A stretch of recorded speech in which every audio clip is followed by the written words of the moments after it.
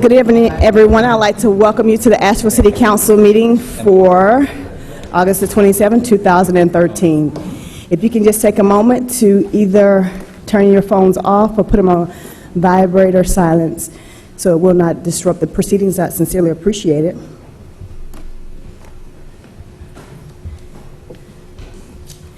At this time, we'll stand and recite the Pledge of Allegiance together. Allegiance to the flag of the United States of America and to the republic for which it stands, one nation, under God, indivisible, with liberty and justice for all.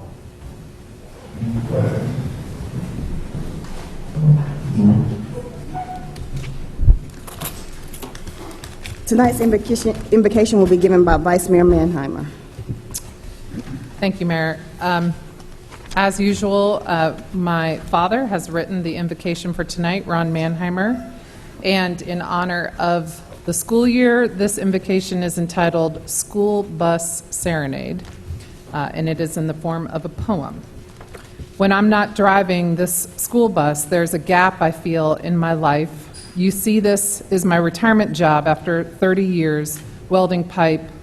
All summer long, I mow and weed, fix the plumbing of ailing friends, but when the school bells chime, return, I crank up the yellow 210. I love to hear the diesel roar and the bifold doors flap open, whether smile or frown is on their face. My kids all know they're welcomed.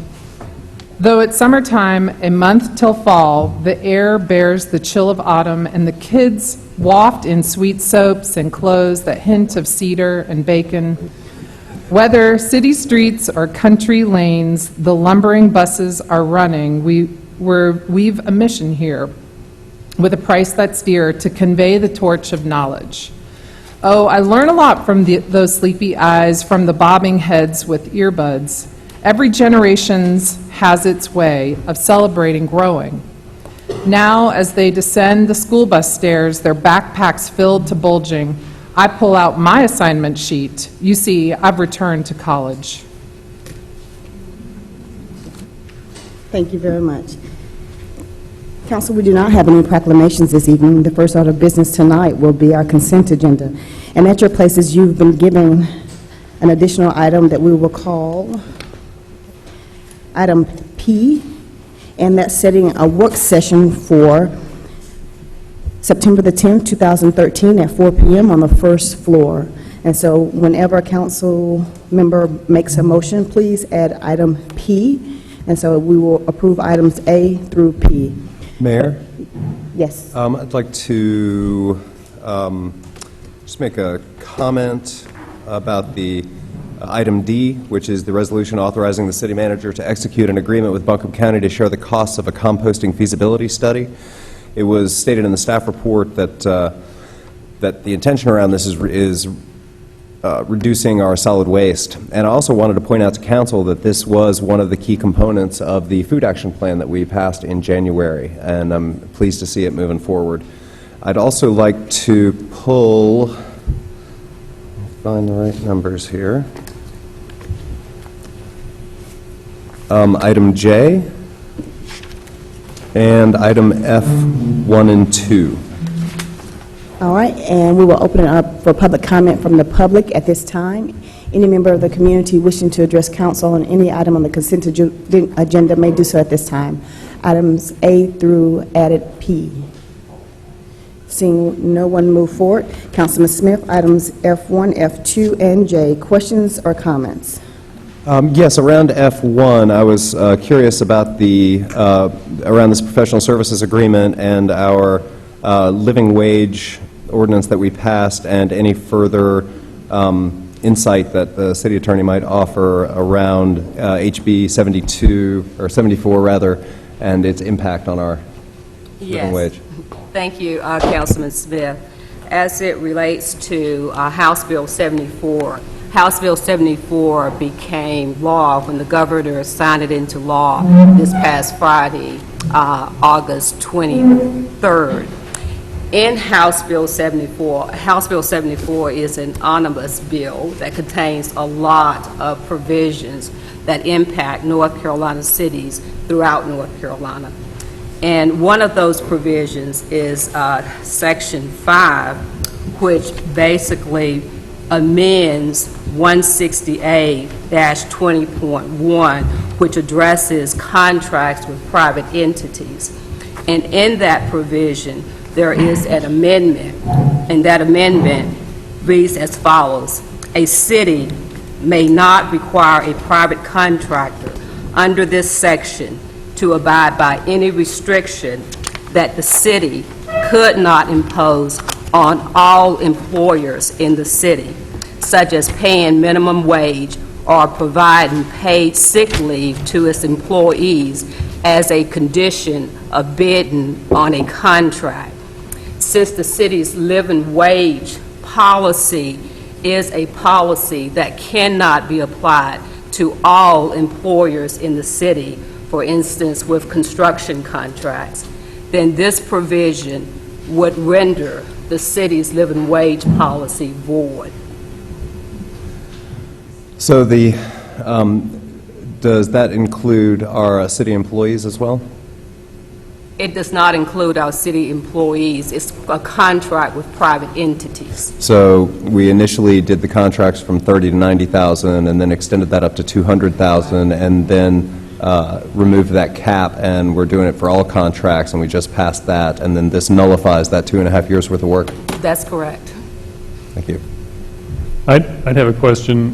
What happens if we continue to do that? Just go ahead and continue to require that living wage as part of it?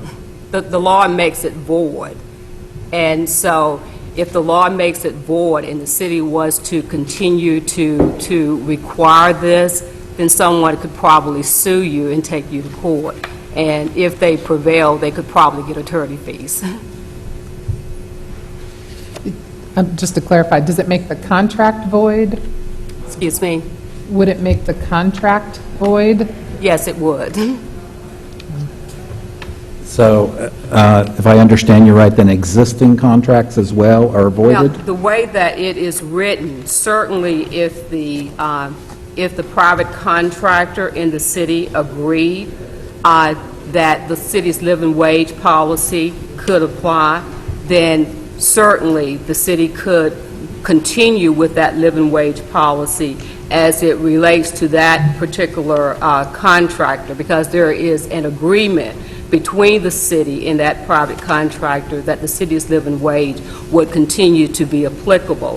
What the law says is that the city cannot require its living wage provision to apply to employers that you could not otherwise apply it to everyone. And I'd make one further comment for the citizens who are here and who are listening at home. This means it's one more step in Raleigh undercutting the wages of workers in the state, across the state. They're doing incredible damage to our workers over and over and over again.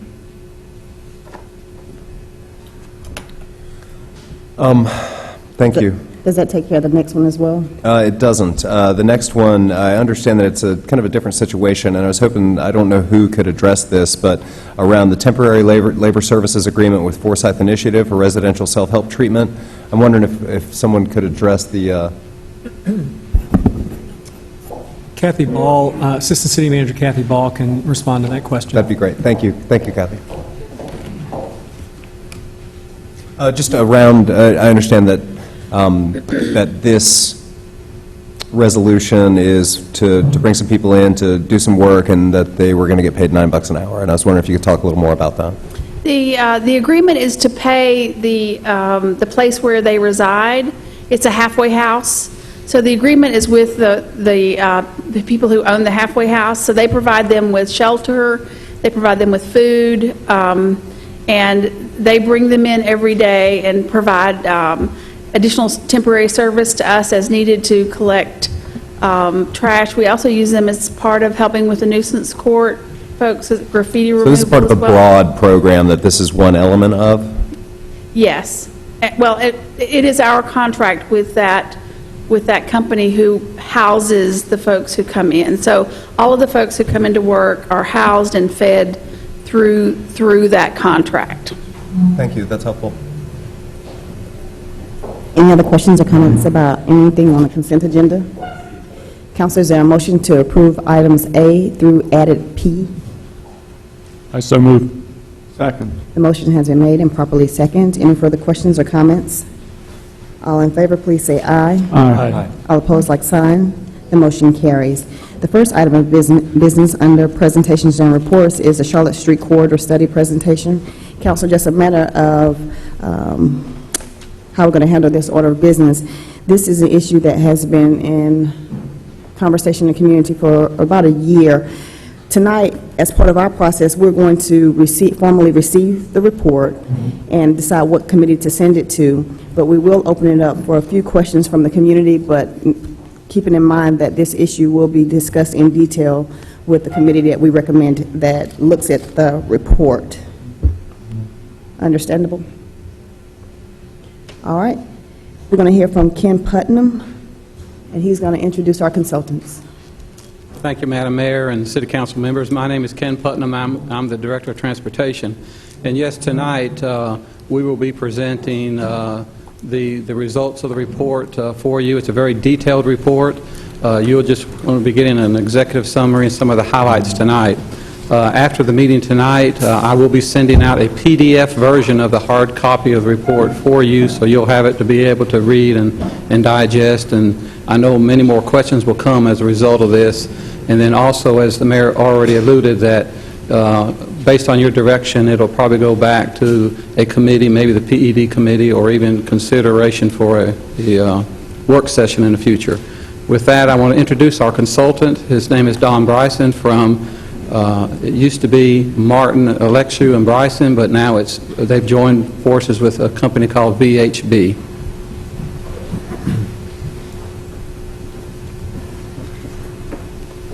Good evening. My name is Don Bryson. I'm with VHB Consultants in Raleigh. Welcome. It's a pleasure to be here back in Asheville this evening, and thank you for the opportunity to give you an overview of the report. As Ken mentioned, it's a pretty thick and dense report that has a lot of data and analysis in it that we hope you can use as a tool in making decisions. It doesn't really come out and make any recommendations. It's more an attempt to quantify and enumerate the issues we saw in looking at Charlotte Street as it is now, as it will be in the coming years, and what some of the issues are in 3-laning versus the existing 4 lanes. So we did a corridor study, did an extensive data collection effort back in October, traffic counts throughout the whole week, and found a range of volumes. We did at each of these intersections indicated turning movement counts that also got truck, pedestrian, and bicycle volumes at these locations throughout the day. So we think that's a valuable resource. We also collected travel speed data, which showed slight speeding problem. The report gets into exactly where and when that occurs, but a little bit above the posted 30-mile-an-hour speed. And we found the level of service, generally the worst conditions were the two at the south there at 240, and that the PM peak is the worst of the 3, although the midday is actually rapidly becoming, and we think in the future will actually become worse than the morning peak. There's 3 unsignalized intersections, and we'll talk about that a bit more, where traffic, it takes a long time to sort of get on or across the street. So it's the side streets more than the main road. But it's not atypical of a kind of an urban road of this type. We also looked at collision data, accident data by type and location for the last 5 years, and basically it's compared to similar facilities. It has a lower than average, or lower than critical crash rate. No fatalities, 1 pedestrian. Very few of the crashes were actually related to speed. It's lots of crashes, unexpected stops, rear ends, turning. Lots, and we'll come back to this again, turning traffic, going in and out of driveways mainly is a big source. Charlotte Street intersection was the major location. And there's a lot of detail explaining those. Now, I wanted to get a little bit to talk about this 4-lane versus 3-lane issue because it comes up a lot, so I just want to go through very quickly. Where this starts to cause a problem is when you have heavy turning volumes, the left turns.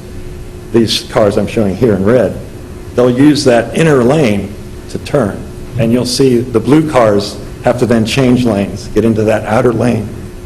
And that causes a lot of conflict. So really, you lose the capacity of those two center lanes. They act as left turn lanes.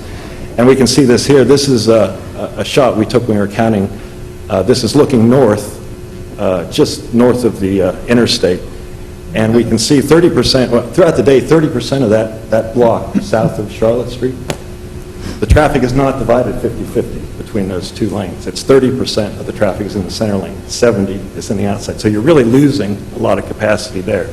And this just kind of captured that, what's going on.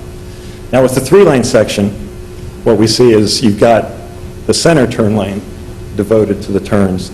So you have more traffic in the remaining lanes, but you've kind of dealt with the turning lanes separately. You don't have to have people as frequently changing lanes.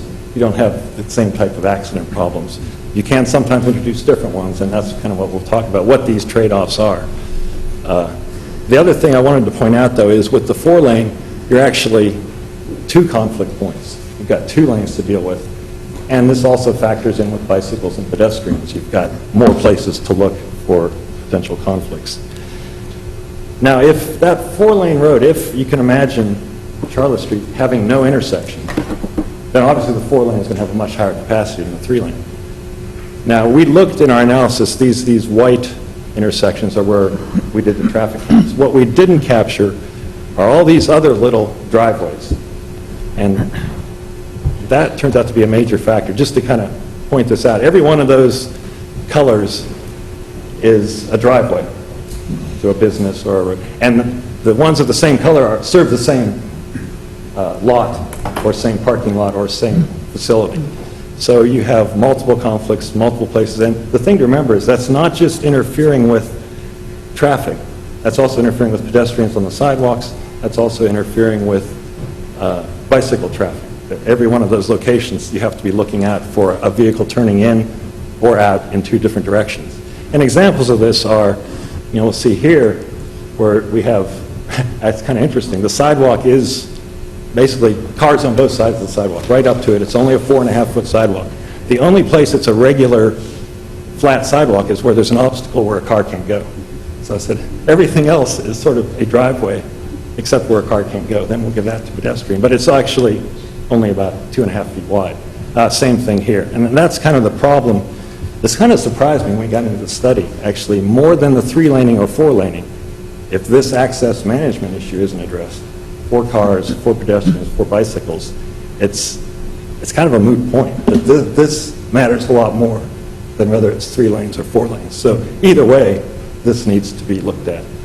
So you have multiple driveways, often excessively wide driveways, sometimes go all the way around the corner, and sometimes too close to the intersections that cause up a lot of conflicts. And that's what a lot of those accidents seem to be caused by. The sidewalks themselves are typically narrow, a little narrower than we like, 4 to 5 feet. And you'll see in locations where there's barriers. You're right up against the traffic. You've only got 10-foot lanes here and no real margin of safety.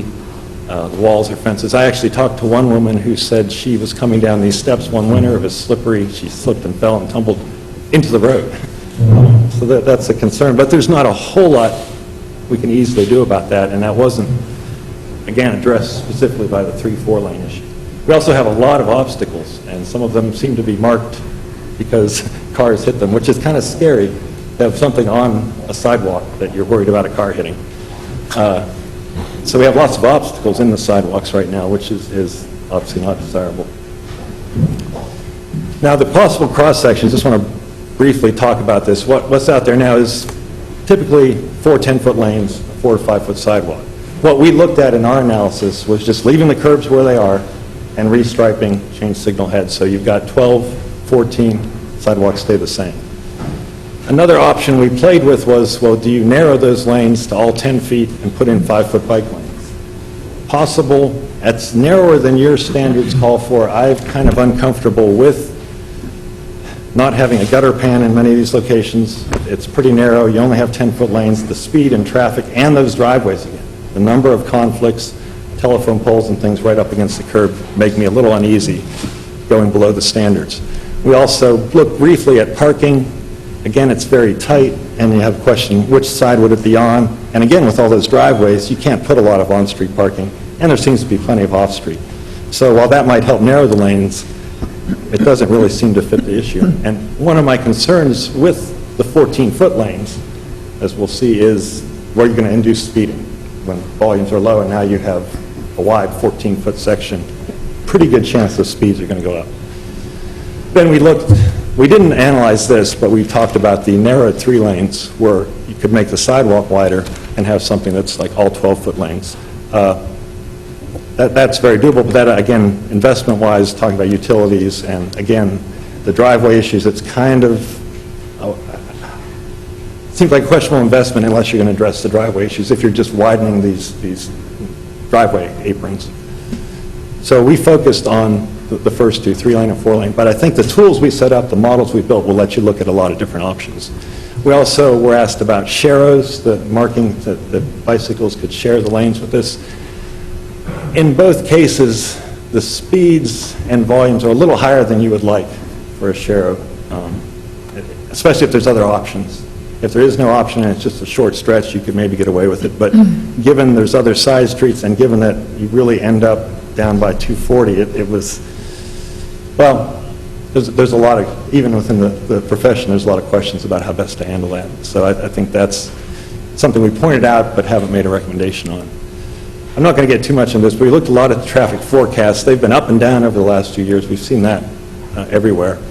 But we looked at 2015, 2035. This is what the travel demand model said, fairly flat. So we came up with something that kind of grows in the short term back to where it was in 2005 and then grows at about 1% after that. And we grew bikes and pedestrians at about 3%. So looking out in the future, 2015 isn't too much different than it was in 2005, a little worse than today. Moderate delay increases by 2035. The main thing is it spreads from just the PM to more in the AM and more in the midday. It's not more places get bad, really. It's just the same places get worse more frequently.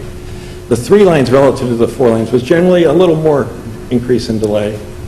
Not much difference in the short term, but a lot more in the long term.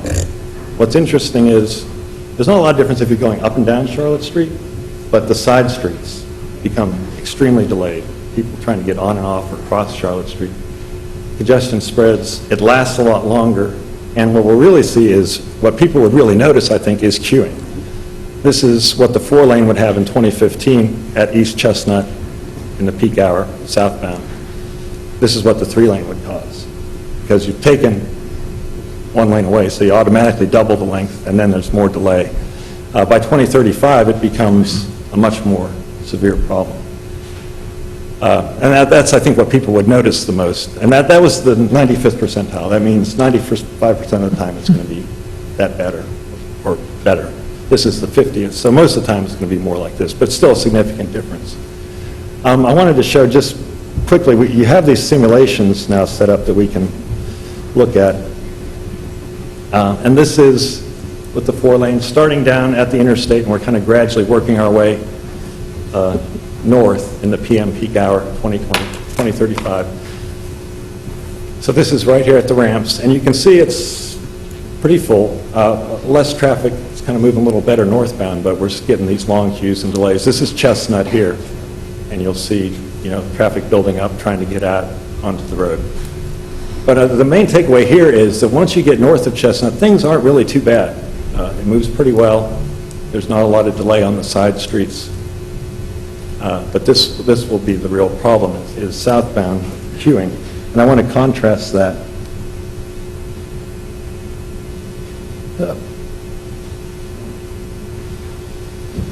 with the 3-lane, same location, same timing. And at first I thought there was a problem here because it looked much better. There were no queues, much less traffic. But what we see is that actually the delays at Chestnut with that 1 lane backing up or preventing traffic from getting down, sort of metering. And we'll see as we go north, this long lane delay queues extends all the way up, and you'll start to see on these side streets major backups, Chestnut and other streets. You can even, when the light changes, you see this incorporates pedestrians and getting them across. Now, if we run, this is early in the peak hour, if we run it a little longer, it fills up. And the main thing is the 3-lane, it lasts much longer. It takes a long time for these problems to dissipate. So coming out of this, we did start to think about sort of a hybrid, where you could, north of Charlotte, well, actually north of about Baird, have a 3-lane section. There's still the issues of whether you narrow it or not. Then sort of have this transition, 2-lane southbound, 1-lane northbound, when you get to Chestnut, and then have either the 4-lane or this imbalanced side. And that actually kind of fits the demands pretty well, and I think you could look at something like this for this section, regardless of what you do. That seems to have some merit. So we also were asked to look at a bunch of case studies, other places that have done this and what's happened. And what we found, most of those, they had a very specific problem. There was a crash problem identified. There was a speeding problem identified. There were major bicycle and pedestrian enhancements that they wanted to do. And if that was the case, and they decided to do it, generally there were favorable outcomes. People thought they were worthwhile. But obviously they didn't build projects that they didn't think were good ideas. The problem we see here is we're not really seeing a clear definition of either the accident rate or the speeding or the bike pedestrian trade-off. So if you put those in place, that's what you have to weigh. I think that's the decision, you know, how much do you want to invest in those improvements. But without that, it's kind of a solution looking for a problem. We also wanted to look at economic impacts and road diets and what happens to business activity, property values. We found there's not a lot of studies. They've been fairly short-term, and there's a lot of other factors that get involved. But generally, they were positive. But most of the benefits came out of bicycle and pedestrian activity. So unless you're introducing that, you're not going to get benefits just from a 3-lane. And that's kind of what we found here. So, I mean, digging into the report, I think this is all worked out in pretty brutal detail. But in this table just sort of summarizes the plus and minuses in a whole range of categories, from parking, aesthetics, emergency access, deliveries, costs. Queues are the main issue. The thing people would notice would be how long the queues are with the 3-lane. The hybrid maybe has potential in phases. There's not a whole lot of benefits, but it doesn't have a whole lot of problems either. Works better in the short term, actually, than the 4-lane. I'm still worried a little bit about potential for speeding unless you narrowed the 3-lane. There's not, the thing we looked at, the version we looked at, didn't have a lot of pedestrian or bicycle benefits. You may look at something that incorporates those. That would change the equation. I think that's an important variable. But to me, the bottom line, the elephant in the room, is the driveway access issues. Until those are resolved, these other issues are secondary. So I think that's the main points I wanted to get across. I thank you for the time. I don't know if you wanted any questions, or go ahead and read the report. All right, thank you very much, Council. At this time, if there are some questions that you have, we'll go ahead and ask those right now, and then we'll open it up for a few minutes of public hearing, and then we'll round it up again and talk about, are we going to send it to finance? Are we going to send it to planning and economic development? I don't see us sending it to community development block grant committee, but we're going to talk about that in just a moment. But any questions, Councilman Bothwell and Councilman Hunt?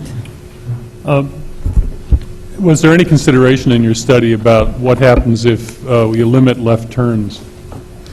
That limiting left turns would be an option. The problem is kind of where they would go. They have to happen somewhere, and it wasn't really clear with the grid that's in place. Are you sending them around the block, you know, through other minor streets like Baird or some of those? You have done that already with some of the streets that are, you know, one-way only. So it would be some of that, but again, unless you deal with the driveways, that's still there. That friction and that conflict is still there. Okay, my other question then probably is for Ken, not for you. Are we able to force changes in driveways?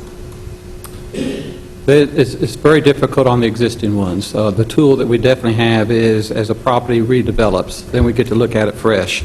But the challenge, not only for us, but everywhere, is what do you do with the existing properties and so forth. But as we continue to develop the procedures and so forth with a complete streets policy, that's one of the things that needs to be addressed, and we need to come up with an action plan on that. Thank you. Councilman Hunt? Mr. Putnam, just quickly, the report that we'll get tomorrow via PDF file. Can we make sure and share that online Oh, right yes, away? sir. I know there are a lot of people that are interested in seeing that as I'm well. glad you said that, and it's scheduled to go onto the website through the city's homepage tomorrow morning. Okay, great, thank you. And it's a complete PDF copy of the full report. Super. Question regarding the methodology. The traffic demand study, the growth in number of vehicles, what is the data, what data sources drive that? Is it relative to specific anticipated development in neighborhoods? And does it also, might it also include offloading of demand from Merriman as that might get more congested? Could you talk a little bit about rationale and one other factor, the whole trend we've got nationwide with fuel prices and preferences about modes of transportation, and just talk a bit about that whole range. Yeah, the forecasting is mainly what I do, and some of you may remember that from the I-26, some forecasts we did there that were a lot lower than people expected. And we see that here too, that there is this downturn, not just economic, but some very demographic and cultural, younger generation clearly driving less, a sustained change.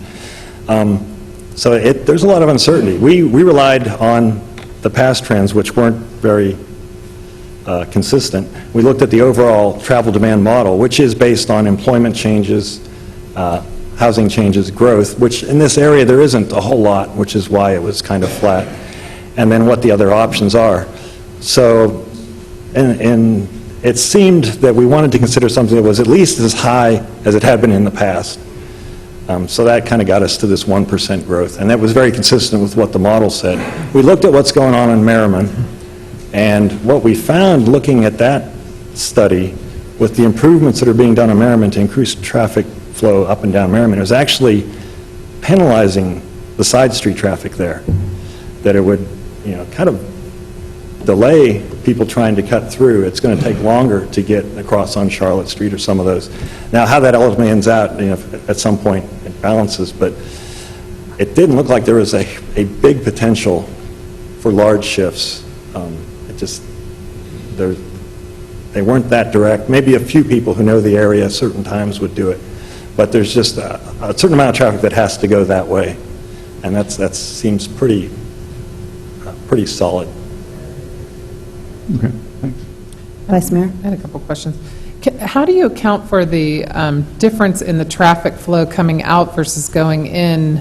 It doesn't seem to switch during the time of day. When you were looking at your hybrid model, you showed one lane heading north, a turn lane, and 2 lanes heading south.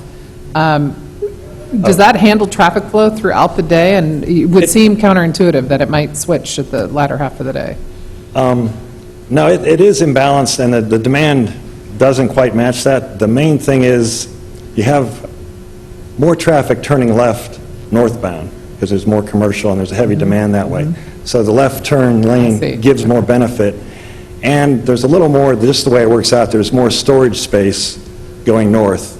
To have one lane doesn't cause quite as much trouble as going south. When you put one lane southbound, it causes a lot more of these problems just because of the geometry and the patterns.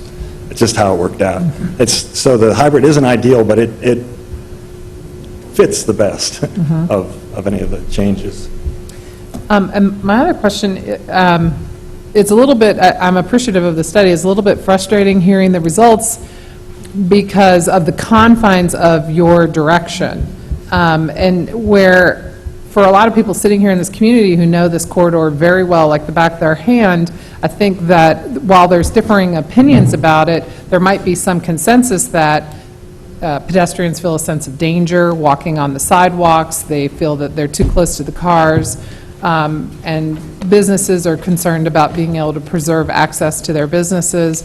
And so there's some shared community goals, and I guess I'm wondering if this study is sufficient so that if we as a community can come together around some parameters going forward for Charlotte Street, do we have enough data already to be able to say, well, we've agreed we want wider sidewalks, and we've agreed we want some kind of a buffer between the road and the sidewalk, and we've agreed that we, to to the extent it's possible, or some sort of hybrid to accommodate the vehicular traffic, we would be willing to consider that. Or, is it possible to then go ahead and put together what the vision is, and then have the experts, so to speak, come up with the best possible plan to fit that vision?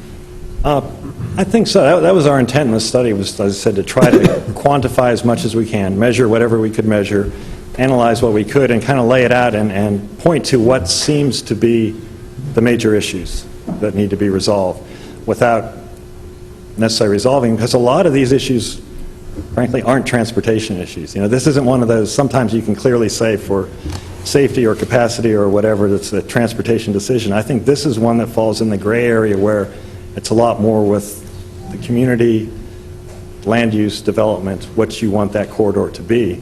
Because frankly, I don't think, if you wanted to make this just a major pedestrian-oriented streetscape, bury utilities, invest all that, the 3-lane, I don't think, would be a huge hardship. I think it'd work out and the trade-offs would be there, especially if you did some access management. But that's, if you decide to go in that direction. If not, then I think just kind of cosmetically changing the stripes on the road to be 3 lanes isn't, I wouldn't be comfortable. Well, and that's why I'm curious that you're proposing that, because I don't think that's ever been a concept contemplated. I know from a staff position there was an issue of, to spend minimal amount of money, would you just restripe the road? But I think that, at least for my part, my understanding is that we need to address comprehensively the corridor, and that's going to have to include the sidewalk component and the corridor in its entirety. So I would be interested in knowing what the recommendation would be if we're trying to make it more of a safe corridor for folks to walk and encourage people to walk to some of those businesses, and just make it a corridor that's more friendly to the various uses. I think this can help you, that it'll kind of objectively quantify what those pieces can contribute, and kind of which parts of the puzzle need to move. All right. Any other questions from council? One other question. Councilman Bothwell.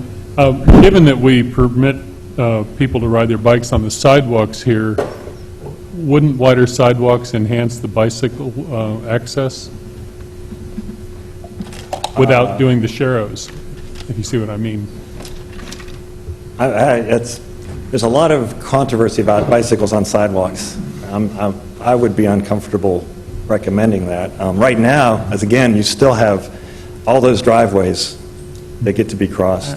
You have all those poles, signs, vegetation, so that's still there. But definitely, it would have to be a major, to get at the pedestrian issue is a major undertaking with the sidewalk widening, utility relocation, things like that. Councilman Hunt. One more. We always struggle with how to allocate very finite, scarce resources to various multimodal projects around town, whether pedestrian, bicycle lanes, greenways, and apples and oranges type trade-offs between them. Mr. Jackson, we're getting ready to embark on a project to take a more comprehensive look and examine the competing opportunities and trade-offs, and especially the connectivity across the different modes. Can you or maybe Kathy Ball talk a little bit about that,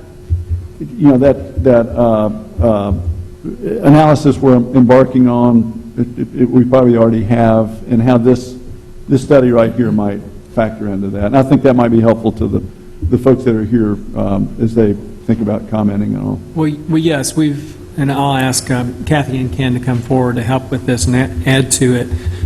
We envisioned, and we're trying to position council to take on and tackle some of these issues of a sidewalk widening, utility relocation, and to the extent that the development standards, form-based codes would promote redevelopment of corridors like this. We're trying to put those tools in place. That was a big part of this most recent budget cycle, was increasing the actual resources for multimodal transportation and sidewalks. and there's a specific line item for utility relocation as well. We did not identify specific projects or target areas. We also, so we know that that's the next phase. And we want to use a policy of complete streets in terms of identifying where those target areas, so we don't just fix sidewalks here or address bike lanes over here or do this in some kind of disjointed fashion, but rather establish some complete street policy and then go through a systematic process of doing the objective identification of where you're going to get the most bang for the buck, and then estimating, I think as the Vice Mayor was suggesting, what that complete package is that brings about a valuable difference for what you're putting into it. And so we know there's a process ahead of us. We think this is a tool and a model, a way that we can look at these corridors to evaluate how these things can work together. But perhaps Ken or Kathy can speak to the process that we would go through to help apply this kind of modeling and identify opportune projects for council to consider. One of the things I wanted to add, too, as part of this conversation is I think what this study is showing also is that if indeed we wanted to embark on trying to do something about the sidewalks, this is an example of a street that we don't have a choice to just go out because there's restrictions. We saw some of the restrictions on the slides, an existing wall, but further down, there are buildings that have their edge of the face of the building right up against the back of the sidewalk. So even if we wanted to widen the sidewalk, where do you go? So I think that some of the tough things that we'll have to decide on when we embark on a project like this is, are we willing as a community to experience some excessive delay, say for the movement of one mode of transportation, to enhance the experience for another mode of transportation. This is also another example of how could we fit all the modes in. When we look at complete streets, sometimes we think that we have to fit all the modes in. Well, under ideal conditions you can, but in reality we won't be able to. So we may have to concentrate, say, on pedestrians here, or bicycles, or on-street parking, and try to, have a flavor of it all. But with the multimodal transportation plan that we want to embark on, those are some of the things that we want to be able to roll in there. And we certainly wouldn't have to do an extensive, comprehensive study like we just did for every single street that we're going to consider. But this is one that kind of stands out. If we go this route, it's going to be more extensive. We have to answer more questions and have to at least think through what the possibilities would be as we step out, because it's going to take major money to get there, and we don't want to make a mistake. Ken, and maybe for Kathy to answer, how are we looking at application of those funds, the capital planning, and getting to the point where there is actual decision-making or a staff recommendation on what mix of these improvements fit Charlotte and the other locations we might look at? Kathy, I'll defer to you.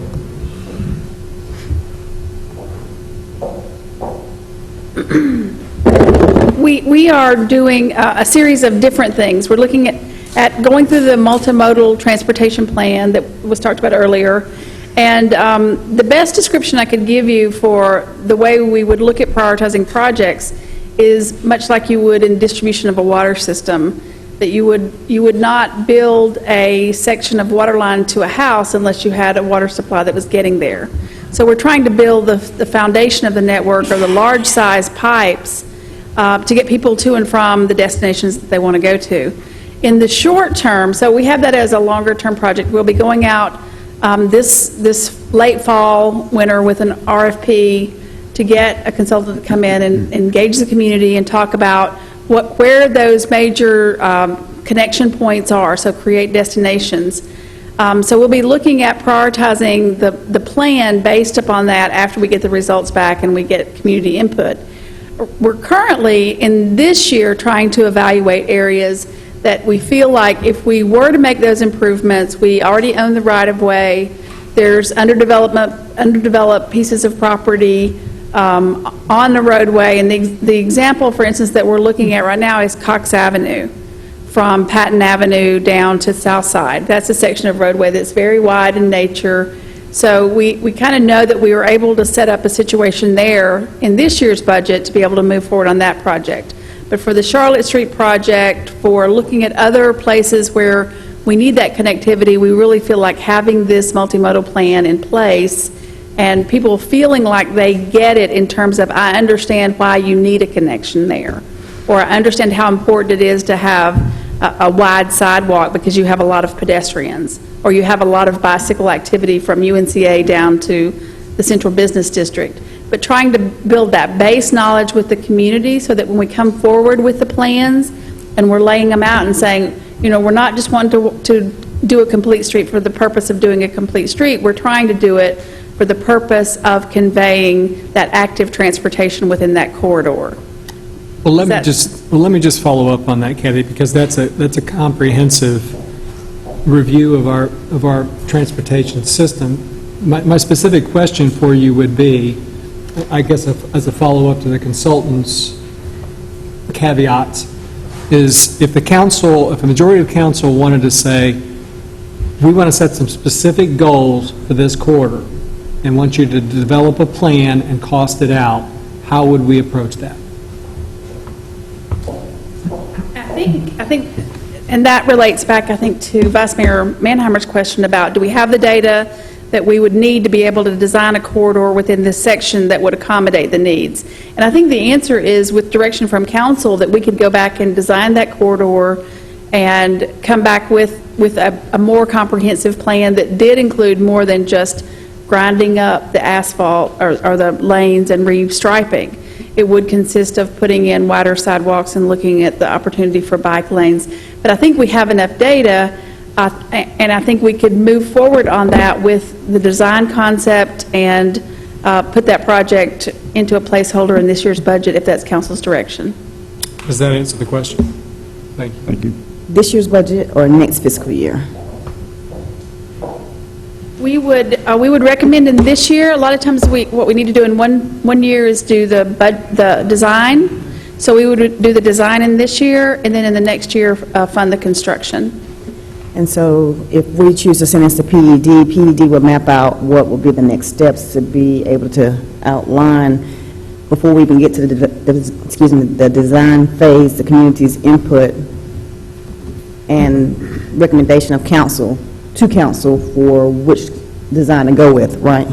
Yes, I think what we would be prepared to go to either a committee or a work session of council would be with where we see the real opportunities are with sidewalk improvements, where the opportunities are, where the prioritized utility relocations that would be necessary, as well as where partnerships perhaps with private property owners to close driveways might be an essential part of this, and come to you with that menu and perhaps other things that have come up from the study that we would want to hone and get public comment upon, because there will be price tags associated with those. Time frame to collect all that data? I think it's a process through the fall, so that by retreat time, you would have some, be in a position to know what you wanted to go out to actually have somebody design. Okay. It's the planning phase over the next 90 to 120 days, and then you would go into the design phase and have that prepared so you'd have a number for the budget process. Okay. Key point, still opportunities for the community to be involved and to decide what that looks like specifically for the community. All right, with that being said, with the time frame being outlined that this will be a 90 to 120-day process going to PED, going to Planning and Economic Development Committee to give updates in the interim, which is also a public comment process involved in that as well. So I don't want people to think it's going to be closed off and you won't have an opportunity to give comment until the end. You will during the process.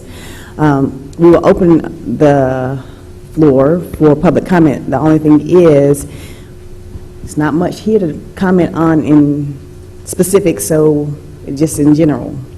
And so I don't know if you want to wait to PED, but I know that there were people who wanted to speak today, and I even have one sign up to speak, and so. Can I ask a clarifying question before we, in terms of process? It wouldn't come to PED for another 90 to 120 days. Is that what you're suggesting? Or would you need to start at PED for initially and then go out and come back in? I think you'd want the staff presentation, taking the consultant report and say, this is where we see the opportunities to improve and to get some modeling, some direction from PED that would come back to council and say, these are our goals, go out and design it. Okay, so another 90 to 120 days to PED with those suggestions and recommendations, and then back to council. But I would like to be back to council before the end of the calendar year. Okay. Just wanted to clarify that. Timeframe doesn't work, though. If you do it before the end of the calendar year, including September, October. 90 days would be before the end of the calendar year, 120 would be in January. So to be, Okay, I'm going to get wonky on you. If you do that and not do the 120, you have the election in November, which may change the direction. But if you go with the schedule you first said about the retreat, then it gives the smoothly seated council the opportunity to provide the direction. Just saying. And does staff have a preference in terms of the timing, given capacity and issues like that? It's the budget what I'm concerned about is starting the process and it's not fully vetted, and then you have the budget process. And so I'd rather it be at the retreat so you can kind of get a holistic look at it as opposed to piecemeal at the end of November. Just saying. And I think that schedule would work better with other capacity with other projects that we have going on. so to PED at the end of November, and then Get your update, see where you are, design a process, and then talk about the budget impact and how to involve the community. All right? I just wanted to get it clear so everybody have in mind, in November, we'll have this before the PED based upon some recommendations from the staff as it relates to some direction. And so at this time, we'll open it up for public comment. So this is not the end result. It's an ongoing process, and I just wanted to be clear on that so you will know where we're going. I have some confused faces, so I guess you're going to come up and ask questions. Mr. Nutter. Oh, and please state your name for the record. Thank you, Mayor and Council. I'm Dave Nutter, and I wanted to comment briefly on one significant challenge that I see. I live at Chestnut and Flint Street in Montford, and I do walk extensively, including several trips up Charlotte Street. It is, as I think has been pointed out so well, extremely unattractive for pedestrian use, and therefore we have a different question than in the case of the vehicular traffic. It exists. The pedestrian traffic does not exist, and therefore projecting its amount or volume in the future is a very creative process with little to go on in terms of present information. There are very attractive pedestrian destinations, certainly at the north end of Charlotte. I would hope that we would use the most creative and up-to-date standards available in the country for projecting pedestrian volumes where there are currently none. Okay, thank you very much. And just so you know, staff, i.e. Kathy Ball, is taking notes on all your questions or concerns that will be presented. Yes, if you could just state your name for the record. Good evening. My name is Brian Davis. I live up at the end of Charlotte Street on Evelyn Place. I just want council to think about a couple of things. You know, in the mornings when I drive in to downtown, down Charlotte Street, it's usually between 7:45 and 8:30. The general delay that I get from Chestnut Street down to I-240 is generally a 2 to 3 cycle light delay. What I'm hearing is if you narrow it down to the hybrid, the 3 lanes, that's going to significantly increase the delay back north toward Grove Park Inn and the end of Charlotte Street. And I think one of the things you should be taking into consideration is the traffic from Merriman that is already cutting across the side streets to access Charlotte, because Merriman is already such a disaster. And with these 2 new grocery stores going in, the new traffic light on Merriman, more and more people are going to be trying to avoid Merriman Avenue and cutting across to to Charlotte Street. So we're already going to see a significant increase in traffic there. So I think we ought to leave it the way it is. I think narrowing it down is going to increase traffic so much that it's going to really back traffic up north. It's going to affect people at Grove Park Inn, and it's going to affect all of the Grove Park Inn, or all of the Grove Park Sunset Mountain neighborhood.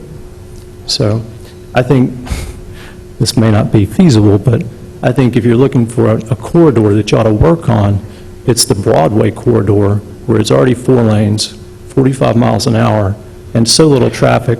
The problem is you can't really access downtown, and downtown can't access Broadway because of the mess at Merriman and 240.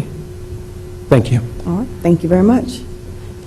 Anyone else? Yes. Yes, ma'am.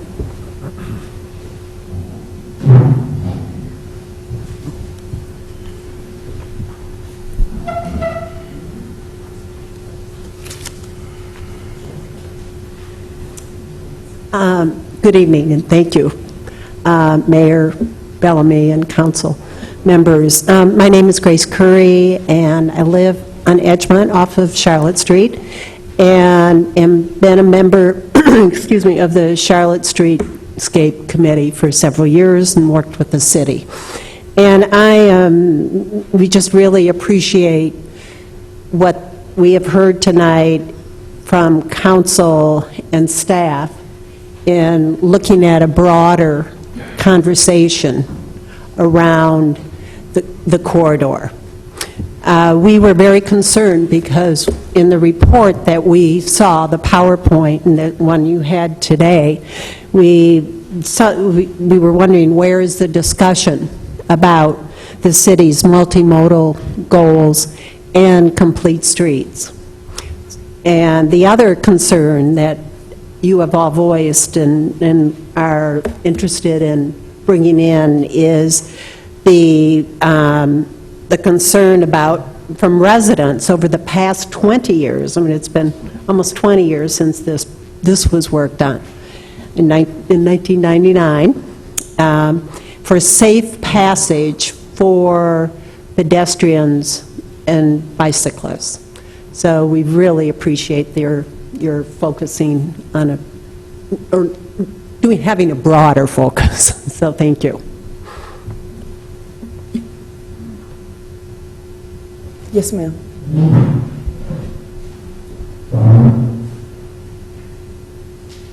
Ms. Carpenter, we'll get you as soon as we get Gail. Okay, Ms. Carpenter, come on.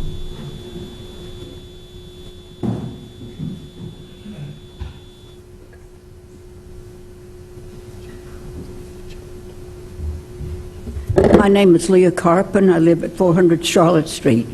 I listened to the presentation by the consultant, and he made the point that you can't fit everything into this multimodal plan. So it's up to council or the residents to decide what they want to have. Some of the issues he talked about were sidewalk widening. Do we want more pedestrian access? Well, we probably do in the residential area. Our problem is being residential and commercial at the same time. Also, utilities relocation. Utilities do interfere with the sidewalk, but it's very expensive to move them. Do we want bike lanes? Well, it's nice to have them, but do we have room for them? So someone's going to make a decision about what we're going to do, pedestrians versus bicycles, or how are we going to do it? You can't have everything. All right. And Jane, I'm sorry I said your name wrong.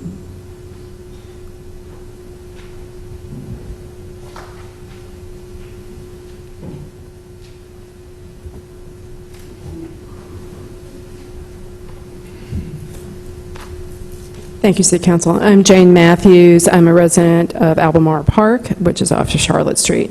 I want to thank Council for embarking upon this more in-depth study of the street corridor. I think it's helpful information. One question I have for the consultant, and I would love to see more information, and maybe it's in the full study, is the impact of NCDOT intersection on at 240, because really that's the queue. I sat this morning, I normally don't go peak hour. I'm usually before peak hour and after peak hour, but I think it was a 3-minute wait for the light to change. I mean, it was really long going south.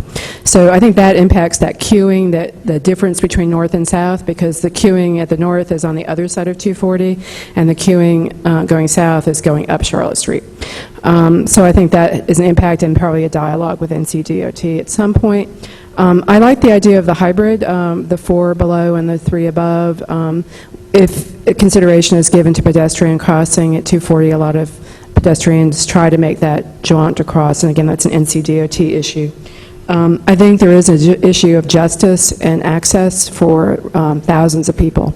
The reason there aren't pedestrians is because it is dangerous. I have tried to walk to work. I live a mile from downtown, and I can't walk feeling safe. Or I have a child who biked to school on city-provided bike share road paths, but now can't get to the public school system. Now he's in high school because it's not safe to go out that direction towards the high school. And so I think it is an access. ADA access doesn't exist. And I think it's an economic development issue for the city. I think there is a valuable resource in that section, particularly for future development and existing development to thrive. And I think anything that we can do collaboratively as a community, business, and residential community to see it succeed will ultimately help the city bottom line. So, thank you. All right. Appreciate it. Yes, sir.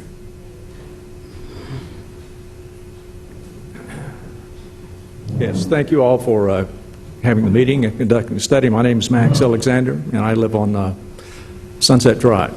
As I listen to the comments, and I've listened to the comments over the last 2 or 3 years about Charlotte Street, I was reminded of a saying about the law. And it says, if you have the facts on your side, you argue the facts. If you have the law on your side, you argue the law. In this case, a corollary to that would be, if you have the facts on your side, you argue the facts, which I've tried to do. Or if you have emotion on your side, you argue emotion. And a lot of what we hear is emotion about Charlotte Street. So let's take a look at the facts. Facts are, and the gentleman just alluded to them, the traffic accidents on Charlotte Street are lower than average. The other fact, speeding is not a problem. The other fact is, if you make it 3 lanes, what you're going to end up with is you're going to end up with queues that are 2 football fields in length. Now, how would you like to ride a bicycle past 2 footballs of cars sitting there idling and spewing things out in the road, in the air?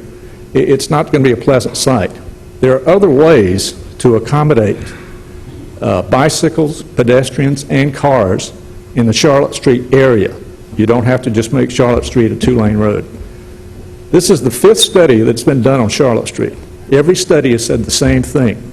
Don't make it a 3-lane road. Don't make it a 2-lane road. There have been 3 external studies, 2 internal studies. All say the same. So please focus on the facts and not the emotion as you go forward and plan to spend more money talking about Charlotte Street. Thank you very much. All right. Anyone else? All right. Thank you very much. We're going to move on. Yeah. I have a comment, Mayor. Councilman Smith. This is all very helpful information, and I'm glad that we're going to embark on the process that was discussed earlier. I think that while we have created a multimodal transportation department and a multimodal transportation commission, that what we've got is an auto-centric transportation system, and that was the way it was built out. When we're looking at Charlotte Street and you look at those 4.5-foot sidewalks with a pole in the middle and cracked, and you talk about access and safety, it's just not there for the pedestrian. And I drive my truck around too. It's not, I also own the problems of the driver as well as the pedestrian and the cyclist, and so I appreciate your comments, Mr. Alexander. I also think that seeking that balance is going to be important, and we're talking, and as Ms. Matthews said, around economic development for Charlotte Street, having those 6-foot sidewalks there with some kind of buffer that's going to allow pedestrian safety, with neighborhoods lining Charlotte Street, is going to give them the opportunity to become a stronger, more vibrant community. And I think we have to consider some of these points as well. And the facts are that as we create these livable spaces, that economic development follows. It's happening all over the country, and those facts exist. So I just wanted to point those things out, and I'll look forward to seeing your process. Any other comments from council? All right, council, we're going to proceed with the rest of the meeting. We have item B under presentations and reports. The first one is a quarterly report from the Planning and Economic Development Committee Chair. Vice Mayor? Thank you, Mayor. The Planning and Economic Development Report is attached to your agenda and just provides an update of the PED's activities from April through June 2013 of this year. We did take a look at the status of the Pack Place situation with the Art Museum and whether or not the Art Museum is going to directly lease its space from the city going forward or from Pack Place. And at that time, Bob Ost reported to the committee that he was working with the working group, and I won't expand on that issue because we've already heard about the status of that, but it is, we were just updated at PED about that process. It is ongoing. The staff came to PED and discussed the formation of an economic incentives policy task force. This was recognizing that while the city is trying to provide incentives to create opportunities for economic development, that it was worthwhile to take a look comprehensively at those tools that were already in place, what was working, what was not working, and make recommendations for additions, changes, edits to that policy in a comprehensive manner. We looked at Food Council recommendations, and this was looking at agricultural uses within the city, and just being aware of different provisions in the UDO that may or may not inhibit the use of property for food-related purposes. So just kind of looking at some of our more antiquated provisions and whether or not those needed to be tweaked to accommodate changes in urban farming, for lack of a better term. No decisions were made.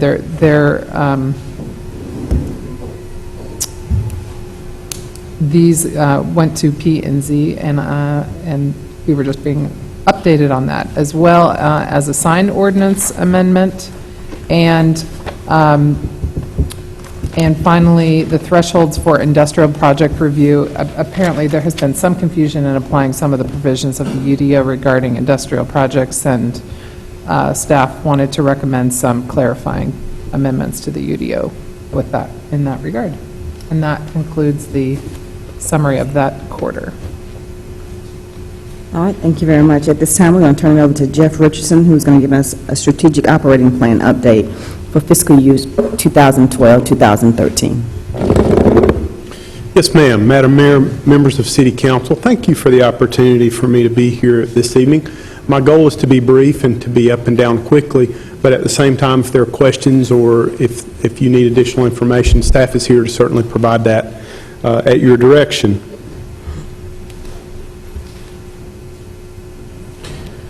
And Council and for members of the audience, this is a focus back over the past year, beginning July 1st of 2012 and wrapping the fiscal year up June 30th of 2013. And City Council back in winter of 2012 went away and identified 6 core focus areas, the strategic areas of focus that you wanted to see additional attention and city resources to go toward over this past budget year. And they're in the areas of affordability, fiscal responsibility, green and sustainable, job growth and community development, safe, and finally multimodal transportation.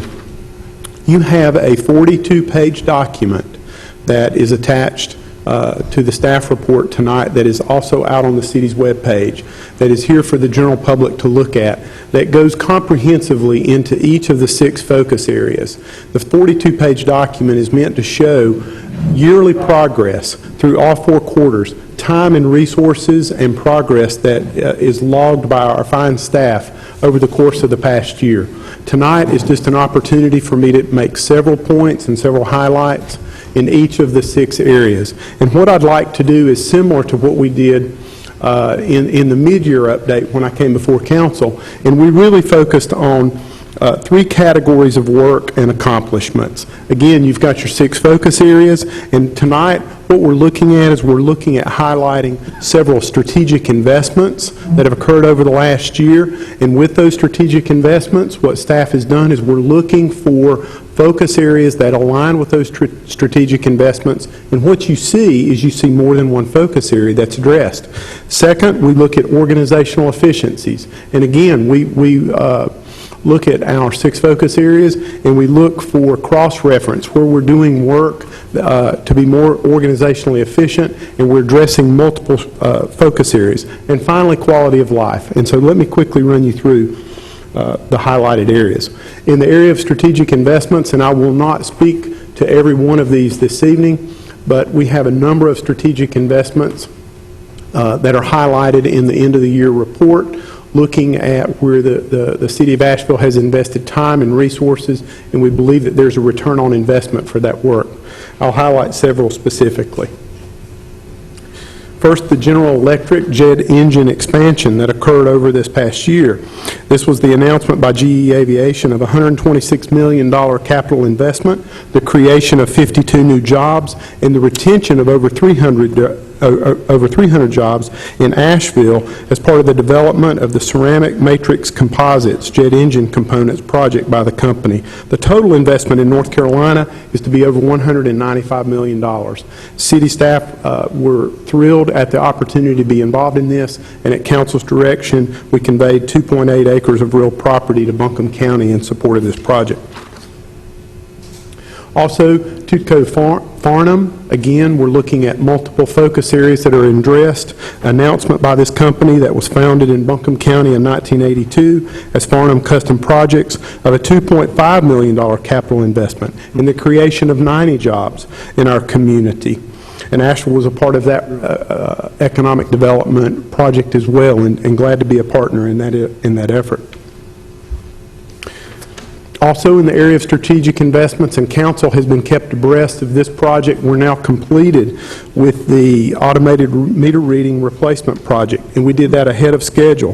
This will allow for our Water Resources Department to more efficiently go through Asheville and Buncombe County tracking water usage both commercially and residentially. It will improve customer service. It will reduce water loss from leaks on the customer side of the meter, and it will also, from a sustainability standpoint, we'll be able to do that work at less cost, both wear and tear on vehicles, and more efficiently with the resources that we have. In the area of organizational efficiencies, there's several things that I want to talk about this evening, and this is probably where the staff works tirelessly over the year to try to make the best use of our resources with what we have. The ERC partnership pictured is the City Hall server room, the fiber connection panel, and to the right is the buried fiber cable at the Merriman Avenue station. Basically, this project allowed us to reconnect fire stations to fiber optic connectivity, leading to more reliable and faster response time for our station alerting system. Through our partnership with ERC, the city avoided a cost for rebuilding the fiber network that was valued at $5.6 million. The Asheville App Project, it went live March the 12th, 2013. It's available 24/7 to accept customer requests from citizens. These requests would have previously routed manually by customer service through the first floor of City Hall out to the departments. This project was initiated and sponsored again by our Water Resources Department. This app that's in place now automatically routes citizen requests directly to the appropriate city employee. And if you look at the numbers over the past year, since March of this year, 268, we've received 268 service requests just in the last quarter, and it's an average of 2.5 requests per day. Those requests had 311 supporters and 280 followers, and these are additional phone calls that we manually would have had to log through our system. Over in the area of quality of life, a number of efforts that are going on throughout our organization, and what I'll do tonight is just highlight a couple. First of all, in the area of community engagement, that, as council well knows, community engagement in our community continues to grow, and our numbers support that. Our numbers reflect citizen engagement in a number of areas that continue to increase. Our website visitors on an average quarterly basis is over 200,000 website visitors to the city's website. Blog visitors are at about 5,500. YouTube views at almost 2,000. Twitter followers at almost 6,000. Facebook likes at around 9,000. Neighborhood meetings on a quarterly basis. We've got 25 per quarter as an average. That means that 42% of our work nights that we're in the community in some type of community neighborhood meeting, passing along city information or discussing city services in some way. And then finally, media contacts on a quarterly basis at 159. That's 3 separate media contacts per day. And what I would say is that that number is low. That's what we're tracking, but oftentimes we're going to have a lot of informal back and forth with our media on a variety of issues with Asheville city government. Finally, our volunteer hours on a quarterly basis at almost 17,000 volunteer hours, and this is separate from a lot of the formal structure that's in place with council committees, and the various boards and commissions that are a part of Asheville city government. Speaks very highly for the level of citizen engagement and for the staff's attitude to proactively reach out to our community in so many positive ways. Council, you've heard quite a bit over the past year about what I refer to as Big Blue. In our first initial year, as you know, this has been a wildly successful project. The single-stream recycling debut of Big Blue, where we've got the 90-gallon can that is out in our residential community, and we've seen significant waste stream reduction. Before this program went into effect, we had the second highest recycling rate of any city in North Carolina. And I applaud our staff, and I appreciate council allowing us to roll this out in a pilot program, because what it's done over the last year, even though we were successful with our recycling, we said we can still do it better. And going to single stream and going away from the small containers, our citizens have responded positively, and we've seen significant waste stream reduction and an increase in poundage over the last year with the single stream recycling. Crime reduction. Yesterday I was at the Public Safety Committee meeting, and our Public Safety Committee that's here tonight, council members that are here tonight, expressed an interest in looking comprehensively at the year-end reports from police and fire, and we're going to do that at next month's Public Safety Committee meeting. But overall, our crime statistics are very positive. If we look at over the past year, our violent crime is down 5%. We have seen a 2% uptick in overall crime, which I think is due to property crime increase of 3%, and that's probably driving the overall crime rate going up by 2%. But I'd like to highlight in our public housing area a 12% reduction over the past year. And if council will recall, you were very supportive of a project that we brought forward earlier this year where the police department looked at a more narrowly focused program with a group of officers who would be fully dedicated to public housing on a regular basis. It's a one-stop shop, more seamless way of addressing crime and crime-related concerns. And as a result, over the past year, we've seen an accompanying 12% reduction, which has been very, very positive. And then also under quality of life, the partnership and council has been instrumental in guiding this forward, and your support has been very appreciated. But the continuing success over at our U.S. Cellular Center, earlier this year, the Southern Conference Men's Basketball Commission announced that they'd like to come back and stay an additional 3 years for us, meaning that our initial capital investments will get us Southern Conference basketball back in Asheville over a 6-year period. This leads me to conclude to talk just for a little bit about some things with the renovation that's going on. As you can see, what we've had is the U.S. Cellular Center and the Parks and Recreation and Cultural Arts staff, along with Public Art and Cultural Commission, Civic Center Commission. You're seeing there a completed section of a new public art installation, which will be a part of the new terrazzo floor in the lobby of the U.S. Cellular Center.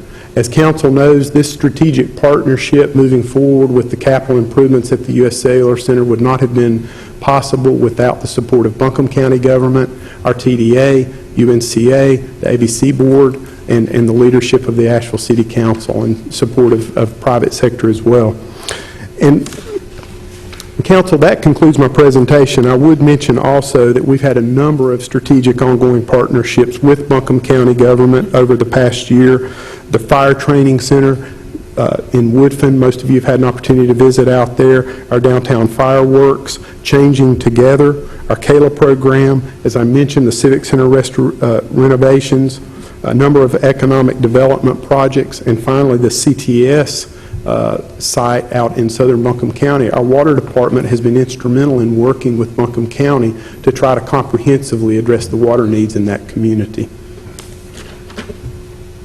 That felt fast from my standpoint. I'm certainly available to answer questions, as is staff, but I'll leave you with, as a closing comment, that at your September 10th meeting, staff will be prepared to come back and to introduce the 13-14 final draft of your strategic operating plan that should reflect your interest in your discussions this past March when you went away for your one-day retreat. And with that, I'll be happy to answer any questions that Council has. Mayor, thank you.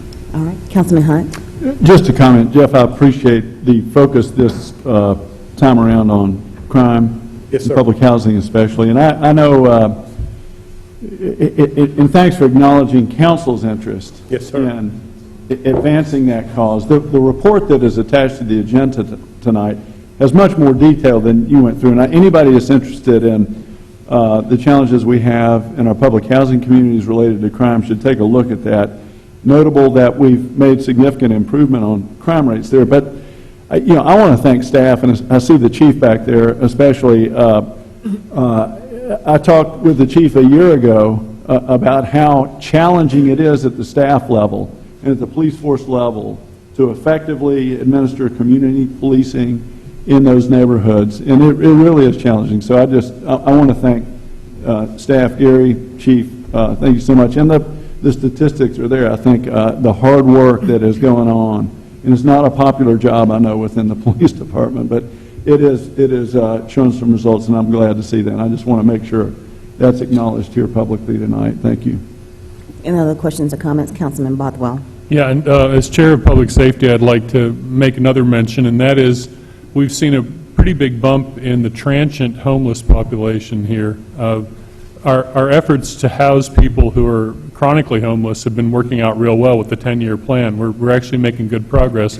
But due to the economy and due to the attractiveness of Asheville, probably the temperate place to stay in the summer, we've really had a bump up in the transient homeless population and lots of police calls around A-Hope and just call after call, more than one a day through the summer, and often two or three a day, and that's part of the whole load on the police force that is reflected in crime statistics.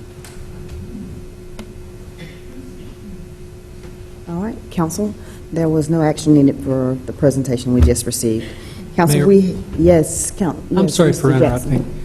I just want to recognize Deputy City Manager Jeff Richardson.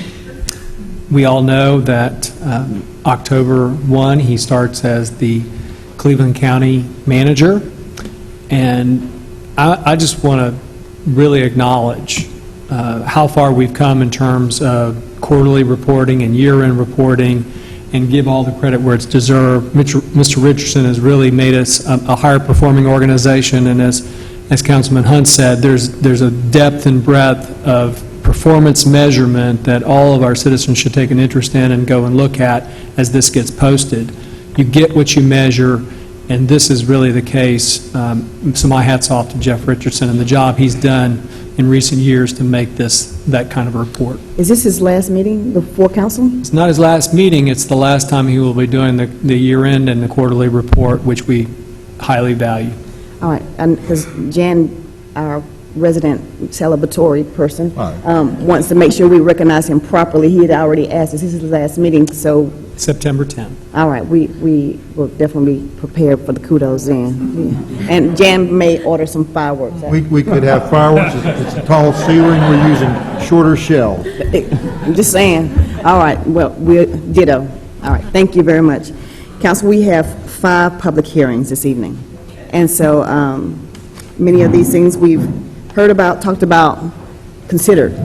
So I just want to kind of put that out there in the atmosphere for the 5 public hearings that we have tonight.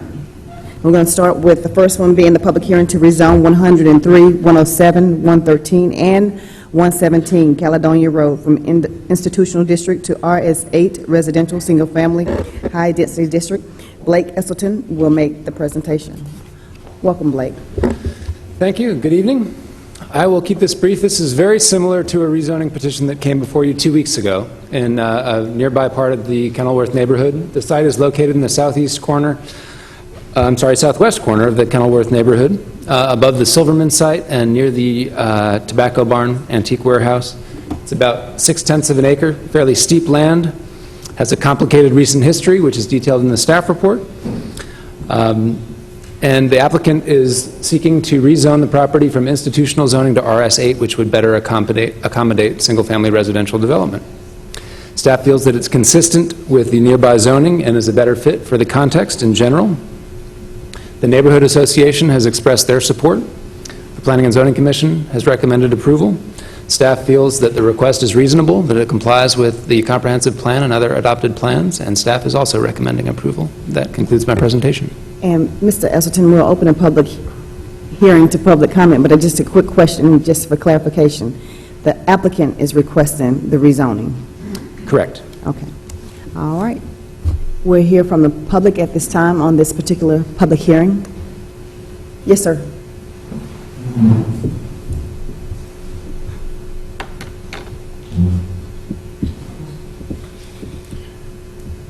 Mayor Bellamy, City Council members, I'm David Evers. My wife, Mary, and I have lived in Asheville for the last 33 years at 24 Finley Avenue and been members of the Kenilworth Residents Association for most of those years.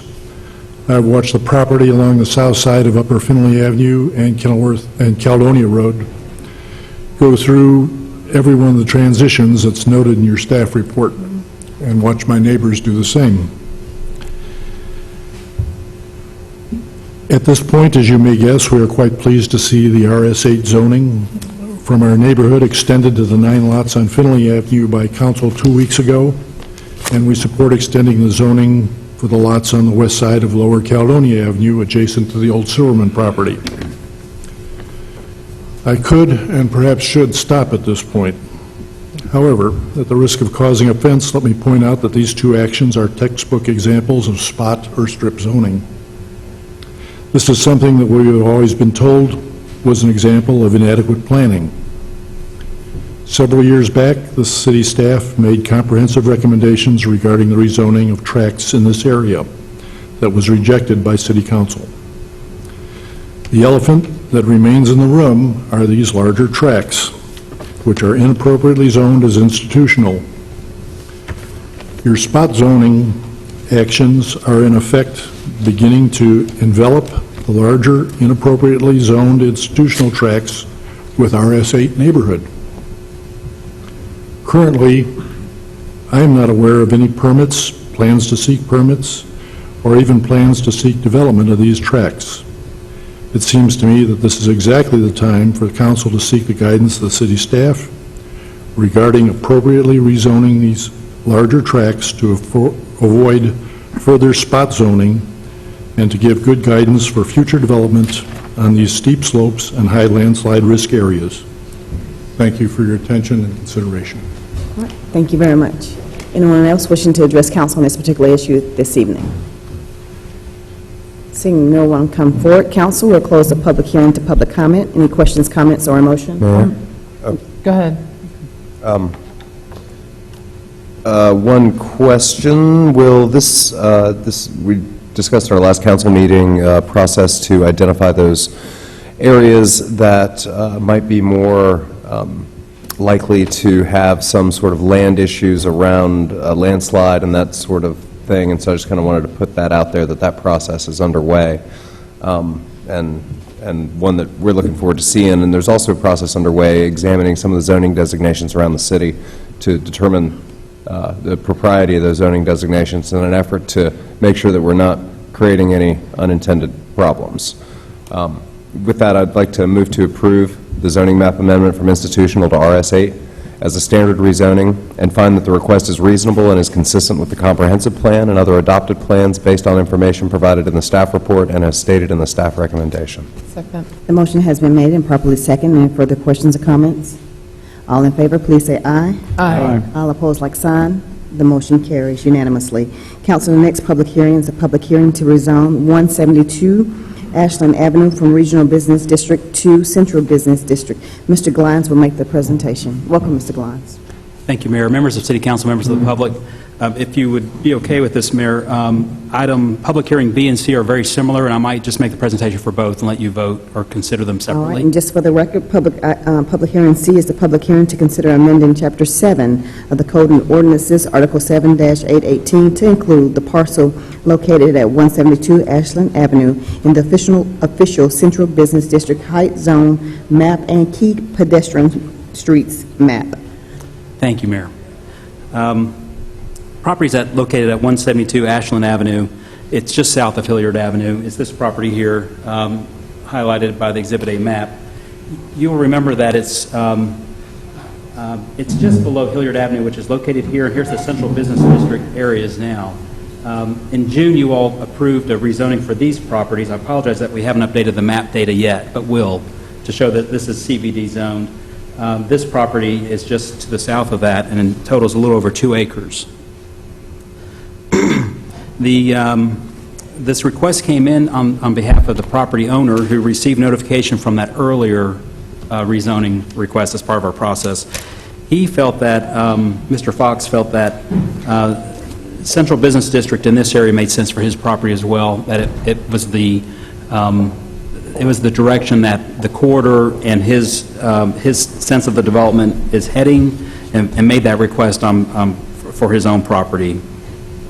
The Downtown Commission considered this at their July meeting, and the Downtown Commission was a little surprised to receive a second application. I explained the situation to them, and when we receive an application, even if we want to do a zoning study at some future date, we have to respond to a request as it comes in, so we're taking this now.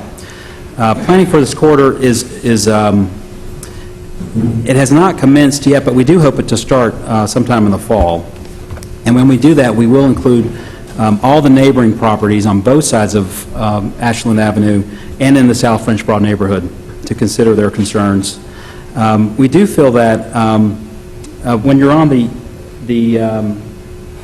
west side of Ashland Avenue, there could be more neighborhood impacts with the CBD rezoning. We have some things built into the downtown master plan and the UDO requirements for areas that border our Central Business District areas. But on the east side of the roadway here, as these properties are, there's less of an impact to be expected. Just a few more things. The downtown master plan, when it was completed in 2009, did include this area. This is Ashland Avenue here. Did expect that Ashland Avenue will become a Central Business District zone, or recommended that it head in that direction. So we're just be catching up to that effort. The Central Business District, as you know, allows a wide range of residential and commercial uses with regulations in place for designing new structures so that new construction will be compatible with an urban context.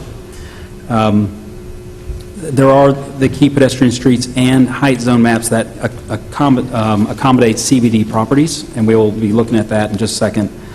The regional business district, which is the current zoning, allows a large array of commercial uses and permits large structures greater than 100,000 square feet. Building height is limited to 80 feet.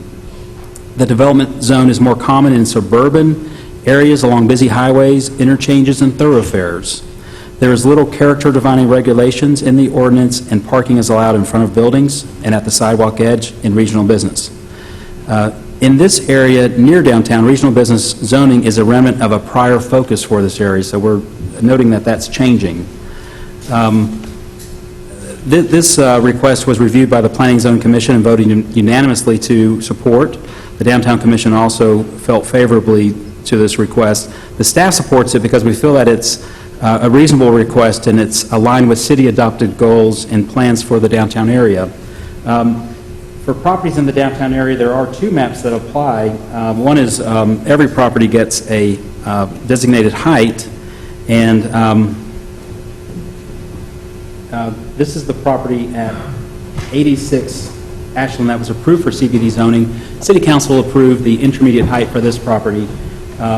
This is the property we're considering today, just a little to the south, and the Downtown Commission, Planning Zoning Commission staff also recommend intermediate height, which allows 145 feet. The second map is an optional map, and some city streets are designated as key pedestrian streets, and properties that are along key pedestrian streets have a higher standard of development requirements. So more windows and fenestration at the street level, and other things to enhance the building and access by pedestrians. This is a major pedestrian corridor, or it could be, between downtown and the hospital area and other neighborhoods to the south, South French Broad neighborhood. We're recommending that the key pedestrian streets map be extended to this property as well, and that was an effort or a consideration that was supported by Downtown Commission, Planning Zoning Commission, and others. So, thank you, Mayor. That concludes my presentation. All right, thank you, Alan. We will open the public hearing for public comment at this time. We will close the public hearing to public comment. Council, questions, comments, or a motion? I move to approve the zoning map amendment from regional business to central business district as a standard rezoning, and find that the request is reasonable and is consistent with the comprehensive plan and other adopted plans based on information provided in the staff report and as stated in the staff recommendation. Second. Motion has been made and properly seconded. Any further questions or comments from council? All in favor, please say aye. Aye. All opposed, like sign. The motion carries unanimously. Is there a motion to approve item C? So moved. Is there a second? Second. Any further questions or comments? All in favor, please say aye. Aye. All opposed, like sign. Motion 1, second. All right. Perfect. Council, unrelated to what we just talked about, but one thing that I will hope to ask at the next retreat, I will not be here, so that's why I'm asking now. Put on a tickler. That's a guarantee. We're looking at this corridor, South Slope, as the next best investment for the city of Asheville, and I would just ask that you all consider looking at the western corridor coming into the city of Asheville, the gateway, Patton Avenue. As we are increasing the number of people who are coming downtown, one of the things that I hear more so now than ever is that, hey, council, your front door doesn't look too good. And looking at coming up Patton Avenue, as I do every day, it is striking to see the difference between the Patton corridor coming into town versus leaving town. Looking at the Maryland Avenue corridor, the beautifications that exist throughout the city, except for in that corridor, it doesn't look as appealing as the rest of downtown. And so as you come up Patton Avenue into our downtown, you don't get that we're a unique, beautiful city until you really get into the heart of downtown, past the Federal Building. And so, you know, just listening to Mr. Glines talk about South Slope and its walkability, connectivity to the hospital, it would make sense that we look at that western corridor to see, beautification projects, look at the redevelopment opportunities that could exist. Mr. Jackson. It's just at the conceptual stage, but staff shared that vision and included in the capital improvement schedule for economic and community development a placeholder of about $250,000 for Western Downtown Gateway investment. We don't have a specific project. We are looking for council direction in that in the coming year. Well, I hope so. I'm really happy to hear that placeholder exists. Didn't know that. So In the meantime, trash cans would be good. So I agree, and so if we can't get some trash cans soon, so Kathy, hey, find us some money for some trash cans. It's really needed. And I won't take great personal offense at that. I was going to say, thick One skin fine guy. car store. It has nothing, see, it's not personal. See, that's why, this is not personal. No, That's why I didn't name any buildings Actually, or spaces. Alan has already discussed that with Downtown Commission, and I Good. think we're second on the list right now. Well, I'm trying to get you first at one point or the other. All right. And the other thing that should be done sooner rather than later, and I brought this up to Mr. Jackson, and it was highlighted tonight. We need screens here so people can see, because everybody over on this side of the room were, trying to see what we were presenting. So some kind of way so that everybody can see what we see clearly, because everybody on this side of the room can't see the presentation. So, council, for nods, so we can get some better. We'll bring you Nodding. back. We'll bring you back a status report. As you know, we've been in the process of evaluating what we need to do to keep making it possible for us to produce these shows for cable TV. And I'm so just saying the county got a doozy over there. I'm just saying. But it's not historic. We can figure it out. We'll bring We're you smart people over here. We'll bring you the recommendation. You can. I look forward to seeing that before December 3rd. Okay, council, we're going to move right along and pick up on item D, public hearing to consider amending Chapter 7 of the Code of Ordinances regarding clarifications to and modifications of current sign ordinances. Welcome, Ms. Daniel. Mayor, City Council. Fortunately, I have nothing for you to look at, so we have to worry about for this item. This is 4 more sign amendments. We have been having a series of amendments to the UDO in this summer, and I'm very happy to be able to bring them to you. We're always on the lookout for where we see adjustments needed. These were originally part of a larger package initiated with the Planning and Zoning Commission. They had requested additional information on these particular aspects. We gathered that, we went back to the Planning Commission, and we now have 4 additional sets of recommendations, of which the Commission supported 3 fully. They did not support 1, so let me just briefly describe them to you. They are related to the need to establish flexibility for businesses and developments where we can without causing an overusage of signage. The first one, 713.3, relates to off-premises signs. Most of this is technical changes that relate to reflecting what is actually in the ordinance, and the other one is related to removing the prohibition on off-premise signage use in multifamily zoning districts. It currently says in all residential districts. We think there are situations where they should be allowed in the multifamily districts. And with some changes we made at a subsequent part of this proposal, the Planning Commission unanimously supported this change. The change to Section 713.4B relates to residential development signs. Currently, you are allowed to have in a residential development one fairly large, entry sign, welcome to our community, one smaller sign at a secondary entrance. We have some communities and developments with access off of 3 or even 4 roads, and we felt since these are smaller secondary signs, it could be appropriate and helpful to allow them a sign on those other entrances as long as there was no more than 1 sign on each of those roads. The Planning Commission was rather split on this and ultimately voted 4-3 to not support it. The staff still does feel like this would be helpful, and we do not think it would lead to proliferation, but the Planning Commission was split on this one. The third change relates to off-premise signs for multi-tenant developments. These commercial, well, they're not always commercial, sometimes there's nonprofits using these multi-tenant developments. The language we felt was confusing and a little bit misleading, subject to needing interpretations. So the changes primarily reflect clarifying those confusing aspects. We also added a category for secondary signs and listed the limited size for that at the request of the Planning Commission. We added a provision for the light industrial zone, which currently was not allowed any sorts of these signs, which didn't seem appropriate. And with these changes, the Planning and Zoning Commission unanimously recommended approval of that change.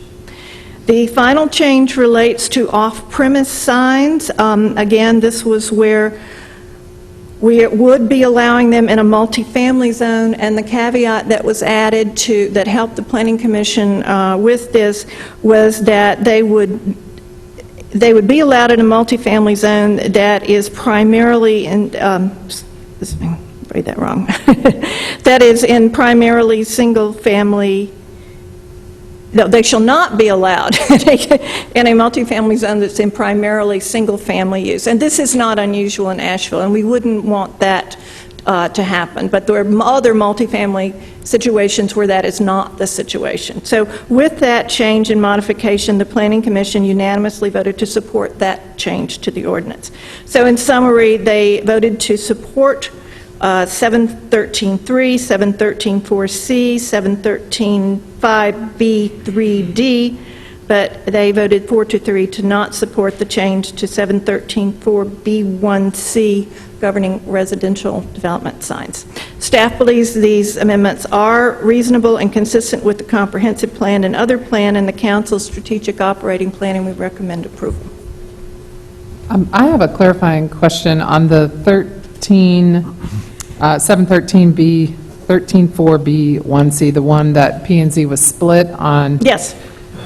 It would apply as proposed to subdivision and multifamily development. Right. How is subdivision and multifamily development, and what I'm trying to get at here is the application of this proposed provision, would it apply to, say, a Norwood Park, which is sort of informally a neighborhood, or say West Asheville, which is, or is it more aimed at actual platted and approved subdivisions, like Biltmore Park or something like that? Platted and approved subdivisions and development, not communities. Not self-identified neighborhoods No, or ma'am. sections of town. All right. Thank you. Anyone else have any questions? As a follow-up to them, for self-identified communities, would the existing limits stay in place then? Yes. Okay, so... We could look into changing that if you wish. Well, a maximum of 2 Yes. is what you're saying right now. Okay. All right. Councilman Hunt? Judy, the document attached to this item regarding the subdivision and multifamily developments, the minutes from the P&Z meeting don't seem very comprehensive in terms of the discussion. Can you expand a little bit on, I understand that Planning and Zoning Commission on that particular item voted 4-3 against approving. Could you expand a little more on how the discussion went? And I know you said that the proliferation of signs was the key concern, but I just am more curious. Well, that's kind of generally how it went. There was a concern that perhaps you might get, too many signs. I mean, that sometimes, what if, we were thinking of larger developments where you have an entry off one main road and a secondary or tertiary entrance off other main roads that are fairly widely separated. But they seemed to, those who voted against it seemed to think there was the potential it could be smaller developments where there would just be more signs. There was a general concern about the use of signs. These are smaller signs. The secondary signs are, 8 square feet. But I guess that's just the best way to describe it. It was Fair enough. Do we have neighborhoods or developers that have provided input requesting more signs in this way? We have one request that it be considered, and it is a development that has access off of 3 roads, and it would like to have the opportunity to show where the entrance is on the 3rd road. Thinking that there, possibly more of these, it might be a helpful thing to do. We didn't see that it would be a big downside to it. But no, there's not a hue and cry for it. I mean, there's one person who specifically was interested in whether this could be considered. We just didn't feel that there would be that many people who would take advantage of it, and it would more likely be those with those widely separated entrances off other roads. If we were to approve this, these changes, there's a single motion or a single action suggested here for approval, but it seems that Mayor, I think at this stage I'd offer the motion that we. Let me open the public hearing first. Oh, I'm sorry. Let's do that, but I'm just getting toward a scenario where perhaps we could consider approval of the other provisions without. Absolutely, which is what the commission did. Okay. Council will open the public hearing for public comment at this time. Seeing no one coming forward, we'll close the public hearing to public comment. Councilman Hunt. Move approval of the changes with the exception of Section 713 4B1C and take no action on that provision. Second. Is there further question or comment? All in favor, please say aye. Aye. All opposed, like sign. The motion carries. And Ms. Daniel, just to get to that one person who wanted to see the other provision provided, is there an opportunity for that person to go through the Board of Adjustment to allow them to get what they were looking for, or was this the only route?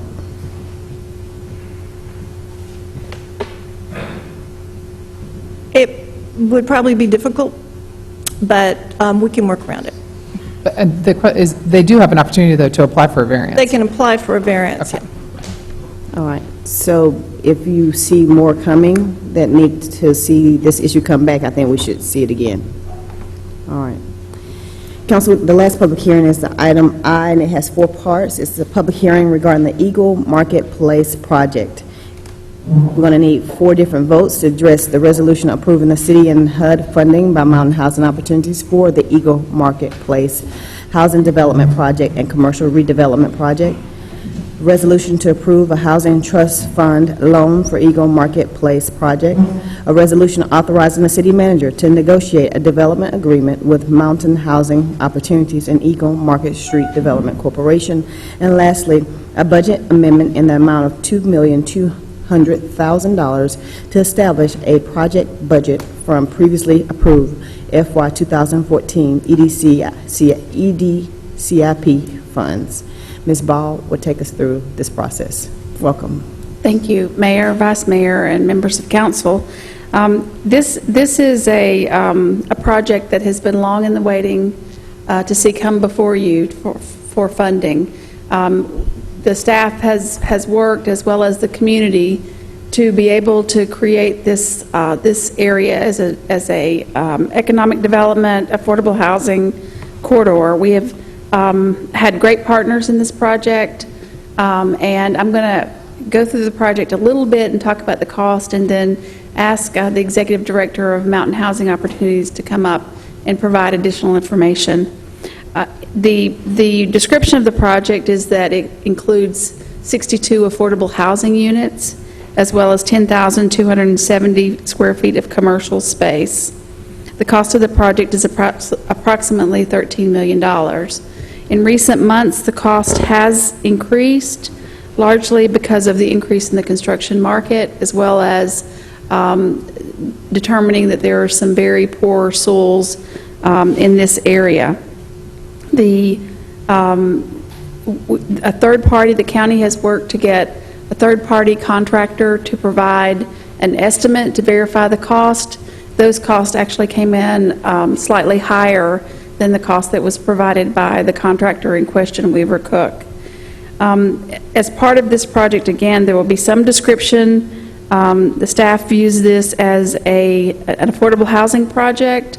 The project also preserves historic buildings in the area, and it provides an economic development benefit of being transitional in nature. The funding for this project, which is one of the requests that you have, would come from the Economic Development CIP. Staff is still working on the best tool to be able to make that happen, or I would say that the most appropriate legal tool, whether that be through cash or debt financing. Mountain Housing Opportunities, as well as Eagle Market Street Development Corporation, have agreed with a number of the conditions that we have tentatively laid out for that development agreement, one of which would give the city and possibly the county the ability to own some part of the project to be able to debt finance the amount of money.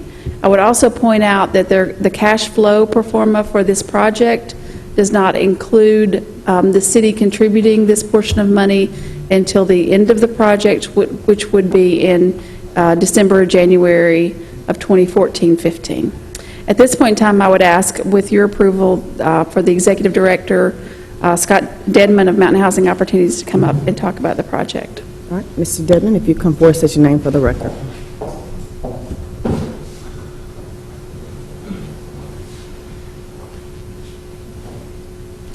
Thank you. Mayor Bellamy, Vice Mayor Mannheimer, members of council, thank you for this opportunity to speak and for your many years of dedicated service to Asheville.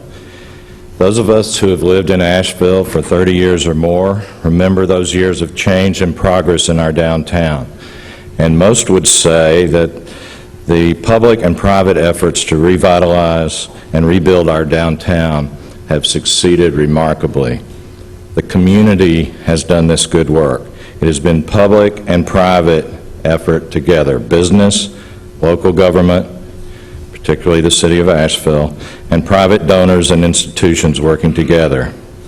Private investment, business, has carried the greater part of the burden on Haywood Street, Battery Park, Pritchard Park, Pack Square, Biltmore Avenue, and others.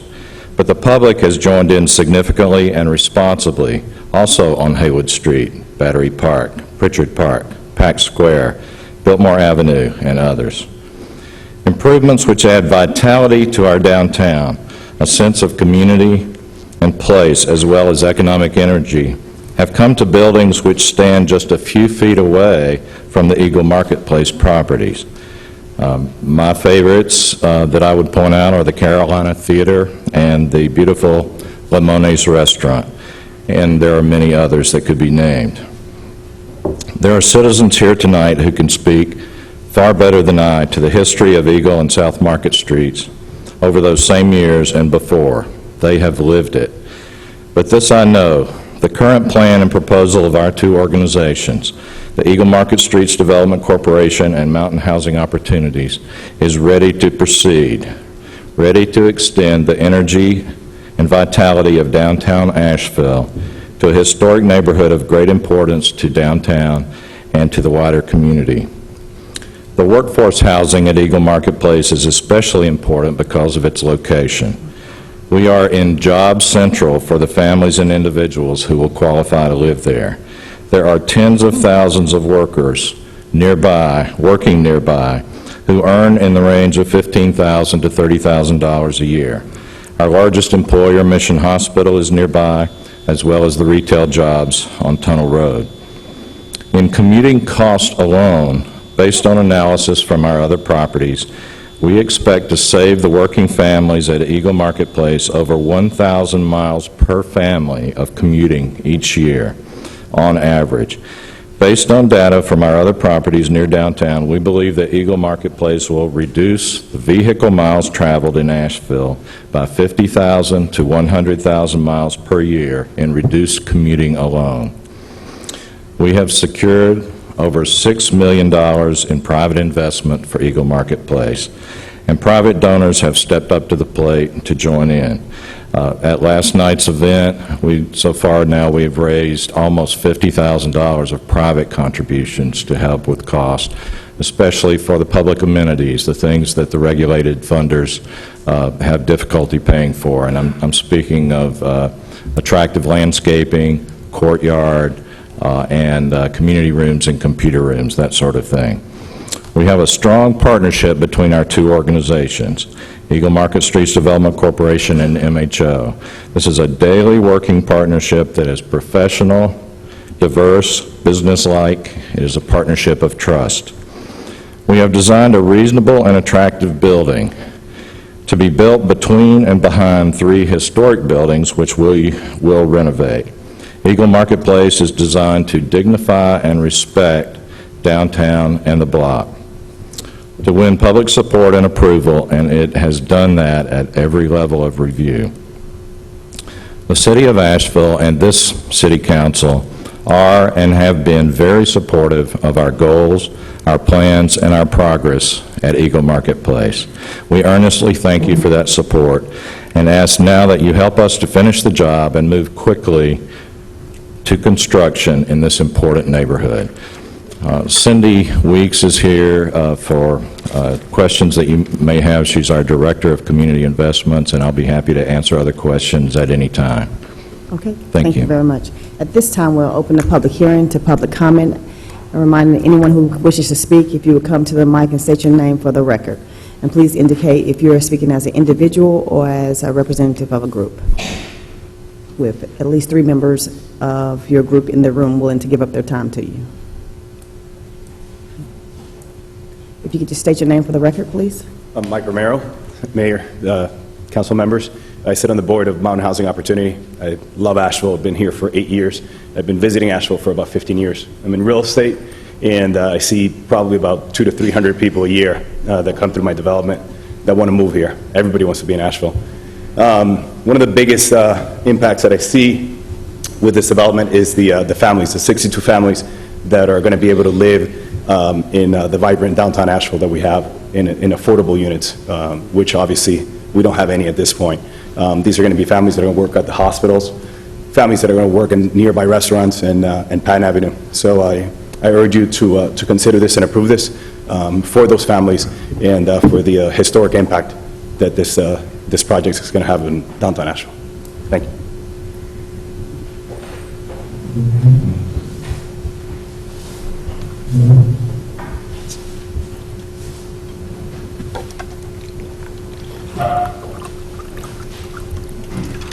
Good afternoon. Good afternoon. Good afternoon. Good evening. Good afternoon. Wow. It's a long day, right? Madam Mayor, members of council, I come to you and stand before you this afternoon to speak about this project that has been lingering for quite some time, and I'm sure many of you have seen it as an albatross around your neck. However, I want to speak to you of the aesthetic meaning it has to me. As a student, a native Ashevillean who was a student who attended Stevens Lee High School, walking down Eagle Street, going to the Castle on the Hill, as we refer to it, I often think of the many people who have lived here, men of great distinction such as Isaac Dixon,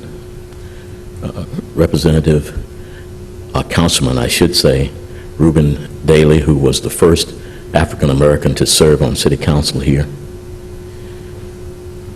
And those men who gave up their business, who lost their business for the fight in trying to maintain the aesthetic and rights of people to enjoy just the equity that exists between all people.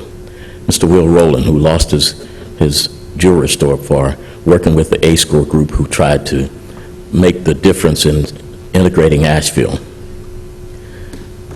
There are many others who had done similar things. The many businesses that existed here in this city. recognizing the fact that the location of what we call the block has a very strong indication that it has a value that, in terms of real estate, a very important part of the city. And to those of you who are business people, I'm certain that you already know that. But to us, it has a greater value to us because this is where we had a part of Asheville. And this project that is before you is one of which we think has great emphasis. It will carry us through, and people can come and say, the block is still alive. And I'm certain that those of you who don't know the history of this area, research it. Find out about the men who, African-American men and people who made a great impact on this city. And you'll find that it has essence, and you can help it be that. Thank you so much. Thank you. Anyone else wishing to address the council on this issue tonight?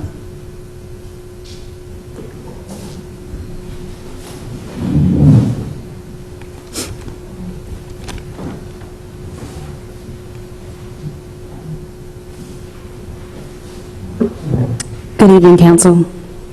Thank you in advance for your time and attention. And if you just state your name for the record. Yes, my name is Cortina Caldwell, and I am the founder and managing consultant for Visit and Venture, and also a commercial tenant for Eagle Marketplace.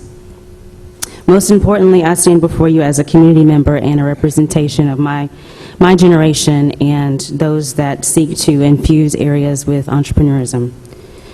My peers and I, specifically those looking to start and expand businesses, organizations, or families, seek to be a part of a community that is authentic, inclusive, and progressive, with particular focus on authenticity. In order for Asheville to continue to grow and thrive, we must answer the call to honor those that came before us while setting the stage for rising leaders and future entrepreneurs. That solution comes in the form of Eagle Marketplace. As an entrepreneur and a commercial tenant, Eagle Marketplace is an opportunity to fulfill my ultimate mission of growing local economies through tourism. More specifically, the space will serve as a hub for small businesses, destination for tourists, and a point of pride and education for locals. This will create jobs, sustain businesses, and reoccupy vacant buildings in downtown that will ripple outward to greater Asheville and not just affect the downtown area. The truth of the matter is that we all want to be heard and we all want to be a part of the growth of this area. And ultimately, we all share in the work of leaving our community better than the condition in which we found it. And that's what this really is all about.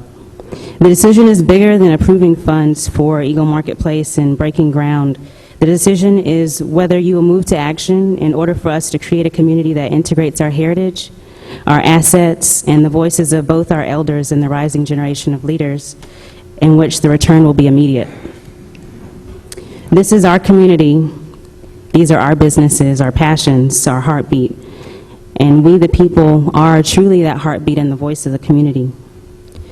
Eagle Marketplace creates a space that honors our elders, supports innovators and educators, and attracts young leaders, families, and tourists. This is an opportunity for us to create history by first embracing our history. Eagle Marketplace will attract other entrepreneurs such as myself, which is so vital to Asheville, with one of the primary focuses in strategic planning and goals being to grow economy and community and keep Asheville as unique and a tourist destination as it has become. It's highly important that we as a community set the stage and really speak from a national platform that we have integrated and we have set plans in motion to move forward and include those who have made Asheville what it was, and we're carrying it forward to what it will be. I hope that you'll hear our voices and our comments here today, and that you will consider our suggestions and our urgence to honor and revitalize Asheville in the form of authenticity. Thank you. Thank you. And there was someone sitting up in the back. Yes, ma'am.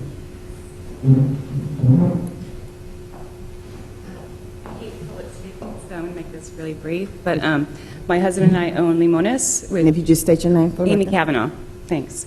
My husband and I own Limones Restaurant and own part of the property at 13 Eagle Street, and we are really in support of this project, and we look forward to being part of a bigger commercial area and residential area.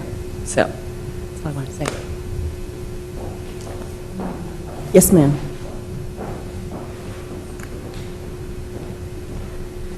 Good evening. I'm Sharon Oxendine, and it feels really right to be here. Thank you.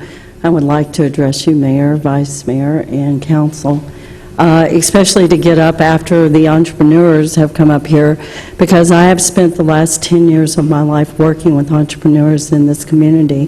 One of the people I've worked and collaborated and had a partnership with along the way has been Stephanie Twitty, and I am very much in support of the work she's done and being a part of her board and seeing Eagle Marketplace come into place here in Asheville. I have traveled to Africa. It was a couple years ago, and during that time, I was taught that there's a certain perception that village people have of themselves that associate life with a mission, with a certain kind of responsibility to be fulfilled in the interest of a better community. I feel like I have been part of that, and I want to continue to be part of the building and the refurbishing of this area. So I'm very much here in support in asking that there will be funding, that there will be support for a sustainable community. I was here when Limones went into that area and realized that they were becoming part of the anchor ship of businesses that would then bring in other businesses along the way. So I thank you for your time this evening. Thank you very much. Anyone else? Welcome. Hi, State your name for the record. my name is Mike Campbell. I'm with Community Action Opportunities, and I'm also on the board of the Eagle Street Market Development Corporation. I appreciate this opportunity, Mayor and Council. I'm basically here to speak. I've been working on homelessness, hunger, and poverty issues for the better part of 15 years in Baltimore City, rural Maryland, and Los Angeles, always kind of on the street level. And I've been working at Community Action Opportunities here for the past year and a half.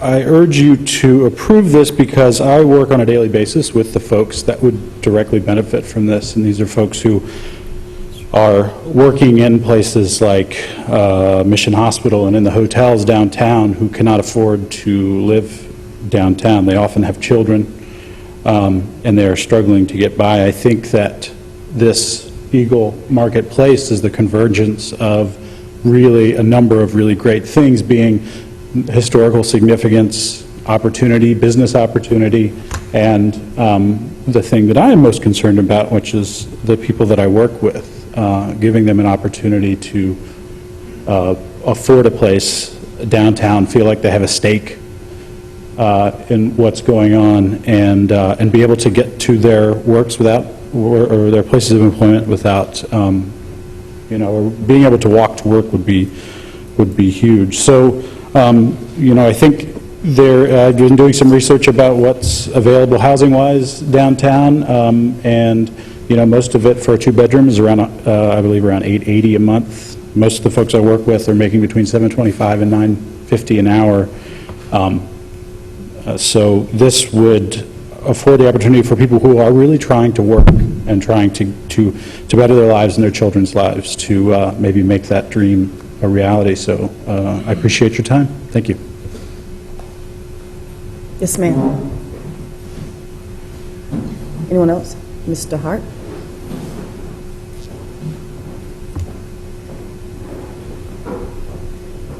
Darrell Hart, Chairman, Eagle Market Development Corporation, Vice Mayor and Mayor, Council members. Just want to say, once again, we appreciate all that you all have done in the past and in the future. And this project is definitely a worthy project. I think you'll see that, as I see it, this connects the next corridor from this place to downtown. Even with the news of the new hotel possibly coming to Asheville, it's going to be a way for all of us can come in and be a part of Asheville and the downtown area and enjoy this area. We worked a long time, had a lot of partnerships. Mountain Housing has been a Mr. Hart, if you could speak into the mic so people at home can hear you. I'm sorry. They've been a great partner for us, and we've done good work together, and we continue to finish up with your help, making this project come reality. We again, once again, thank all of you all for your help and continued support. Thank you very much. All right, thank you. Anyone else wishing to address council this evening? Mr. Baker? If you just state your name for the record. Good evening. My name is Matthew Bacote, Jr., Mayor Bellamy, Vice Mayor Manheimer, and members of council. I am here as a member of the Mountain Housing Board of Directors, and also as a longtime citizen of Asheville, North Carolina, whose father, one of his restaurants was in the middle of the block in 1940 through 1945, quick service restaurant. This area has been known and called one of the most thriving black business districts in our country. At one time, it housed 47 businesses and black professionals. Within that context, many of the businesses, second floors, the owners lived in those quarters. On the corner of Eagle and Market Streets, the north side, the three-story building that stood there housed 12 apartments. Across from that building was the Savoy Hotel, nationally known. It had 24 rooms, and 12 of those were for local residents. 12 was for transients. One other building that housed business and housing was which is now the Ritz Cafe, or was the Ritz Cafe. There was residents there, and in those residents, some of the most renowned blacks lived at one time, such as Willie Stargell of the Pittsburgh Pirates, Pete Calvin, one of the renowned black golfers that played on the PGA Tour. Lee Elder lived in that area, the residential area. Over the years, we have had decay downtown. The block suffered. As was said earlier, the others received close attention. The block received very little to no attention. Then the city, at one point during the 1980s, along with private concerns, needed portions of the block, which the north side of Eagle Street was taken by parking garage. The north side of Eagle Street, Market and Eagle, the police department and fire department encroached. Thank you, Mr. Bacote. I had to cut you off, but thank you so very much. Okay.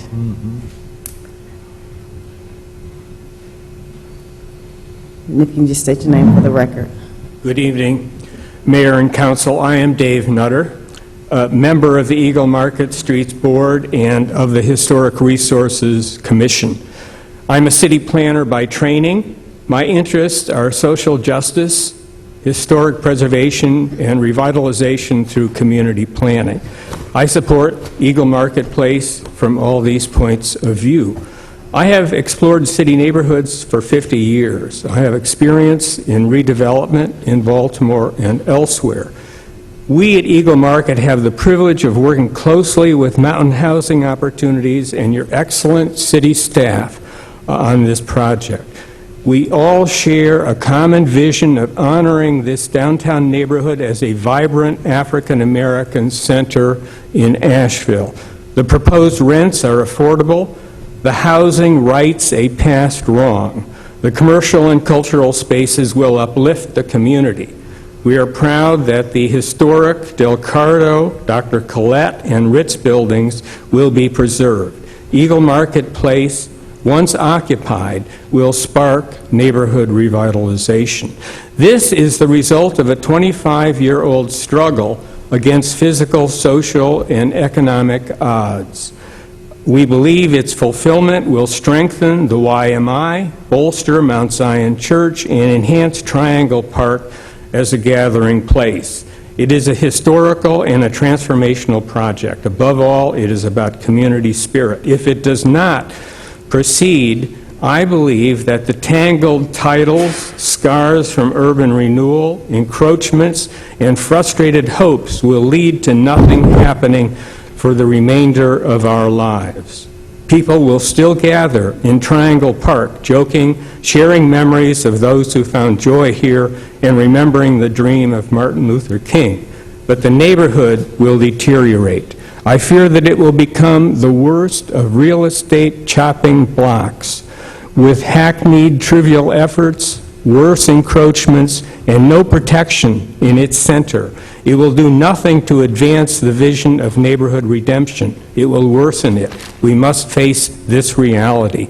Please approve this visionary project in support of our many American cultures and many freedoms. Please help us stay this course. Thank you. Thank you. Yes, ma'am. And if you can just state your name for the record. Stephanie Twitty, President and CEO for Eagle Market Streets Development Corporation. Good evening, Mayor, Council. I know it's been long, so I'm really going to be brief. Trust me. I thank you for the opportunity to be before you on this most auspicious and awesome occasion. I'm both humbled and privileged to be standing in this space. I would begin my remarks very briefly with a quote from Dr. King. I'm paraphrasing. The ultimate measure of men is not where they stand in times of comfort and convenience, but where they stand at times of controversy and challenge.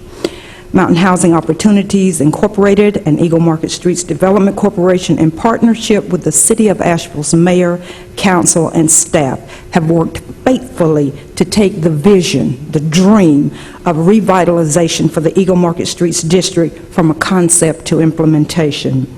EMSDO, EMSDC, and MHO have led the charge in raising over $11.5 million in resources, putting together a team and a plan that will become a national model for how to do urban infill development and how public-private, nonprofit partnerships can and do work together. The journey that has brought us to this place this evening has been filled with struggles, peaks and valleys, but I stand this evening to proclaim that our work will not have been in vain. I am ever confident that the shared vision of this mayor, this council, this community will no longer be a dream, but become a reality. Wax philosophical for just a minute and think about a book that I'm reading by Bernard Marr, in which Mr. Marr suggests that we should individually, collectively adopt carpe diem, Latin term which is translated to be seize the moment. He recommends that we not lament on the things of the past, that we not get frustrated about unidentified things of the future, but that we seize the opportunity that is as closest at our hand. In conclusion, I would quote again another favorite of mine, Margaret Mead. Never doubt that a small group of thoughtful, committed citizens can change the world. Indeed, it is the only thing that has. Thank you, Council. Thank you. Any other member of the community wishing to address Council? All right, Council, we're going to close the public hearing to public comment. We have 4 motions or comments to make. Any questions or comments? Councilman Bothwell. Yeah, I have kind of a combination question and comment. As part of the attachments to the presentation from staff, there's a suggested reallocation of EDCIP funds. I take that's a sample, and I assume we'd have to vote on that separately as to where we're going to reallocate the funds, since we've already voted for a budget this year, and to decide where the money would come from and to be moved around and so forth.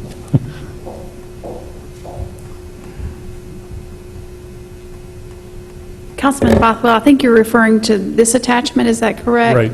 Yes, this is just a sample if we had to do an all-cash requirement. So, but before any projects are approved, we would come back to you. But this was just showing you the picture of what it could look like, but each project Right. will require separate approval. Okay, thank you. As if I may add to that, as you might have noted, if you compared that schedule to what was actually in the budget document, that it does reduce certain allocations to arrive at, to free up the $2.2 million in the current year.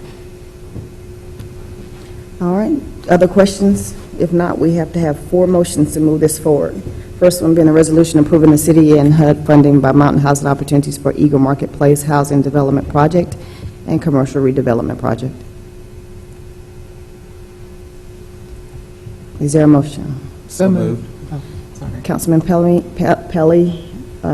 made the motion. Vice Mayor, second? Yes. Questions or comments? Councilman Smith? Thanks for everybody who's been a part of that, and special thanks to Mr. Bacote.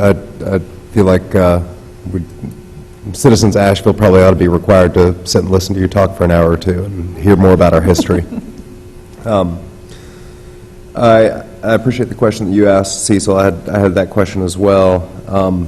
And in looking at this project, it's such a transformational project. With it's got the affordable housing element and the commercial element, historic preservation element, community development, economic development, the ripple effects that will come along with the revitalization, the opportunity to take steps to set right some of those injustices that were committed over the course of urban renewal, and the opportunity also to be a part of what has become a very broad partnership, bringing so many people to the table to make something happen. This is across generations and across socioeconomic strata and across backgrounds and across spectrum of interests.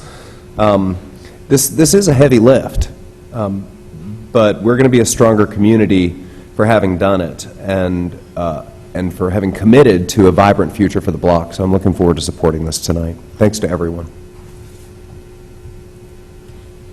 Any further comments? Mayor, my family and I have lived in Asheville for 23 years, and in all that time, we've seen various incarnations of efforts to redevelop the Eagle Market Street area here, and it's exciting to see that this opportunity here looks like it can come to fruition with our help tonight. So I stand with you all tonight, and I will gladly support this tonight. Any other comments? All in favor, please say aye. Aye. All opposed, like sign. The motion carries unanimously. Item 2, resolution to approve the Housing Trust Fund loan for Eagle Marketplace. So moved. Councilman Smith, Councilman Pelley. Any further questions or comments? All in favor, please say aye. Aye. All opposed, like sign. The motion carries unanimously. Resolution number 3, the resolution authorizing the city manager to negotiate a development agreement with Mountain Housing Opportunities and Eagle Market Street Development Corporation. So moved. Vice Mayor. Councilman Hunt. Further questions or comments? All in favor, please say aye. Aye. All opposed, like sign. The motion carries unanimously. Budget amendment in the amount of $2,200,000 to establish a project budget from previously approved FY 2014 EDC. I move to approve the budget amendment in the amount of $2.2 million to establish the project budget from previously approved fiscal year 2014 EDC IP proceeds. Second. The motion has been made and properly second. Any further questions or comments? All in favor, please say aye. Aye. All opposed, like sign. The motion carries unanimously. Great. Mr. Jackson, I just have a quick question. So the next step would be what? The next step would be the negotiation and development agreement. And is that something that has to come back before council, or are we good, or? Yes, it will come back to you. So, The project may proceed under construction financing. You might want to ask MHO's project manager to speak to that. all right, Ms. Weeks, if you could come forward. I do know with the letter I got from the Housing Trust Fund, we get copies of, as mayor, I get copies of awards that happen in our community. They have to be used by December 2014. Yes. So how much time to get that agreement done? Well, I think with the approval of the funds, we're good to close on our financing. So if we could just make sure that the next city council meeting that we are able to have the contract negotiated and approved, that would be great. That would involve Ms. McGlohan, legal, and Mr. Jackson's. Ms. McGlohan says we have a template, so we'll seek to conform the expectations that were laid out for you here tonight into that template. So that will be on September the 10th. Great. Thank you very much. So, thank you, Ms. Weeks. Thank you. With that being said, I'll reserve my comments until we put this thing to bed. Any other comments from council? Should we show up with shovels tomorrow morning? I'm not sure what, I gotta wait till we get that agreement approved by council, then we will have a celebration, but until I get that approval, I don't trust anything. So, I gotta get that approval done, that way that will be the last vote, right, Mr. Jackson? I believe so. All righty then. Thank you all so very much. We'll see you all in 2 weeks.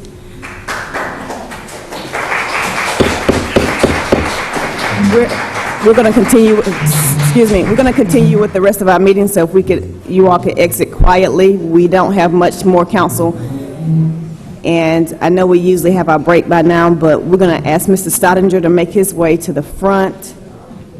Actually, since the things that are before us are something we've approved, kind of, in theory, during our budget process, maybe the Planning and Economic, with the Housing City Committee Chair would like to go ahead and start.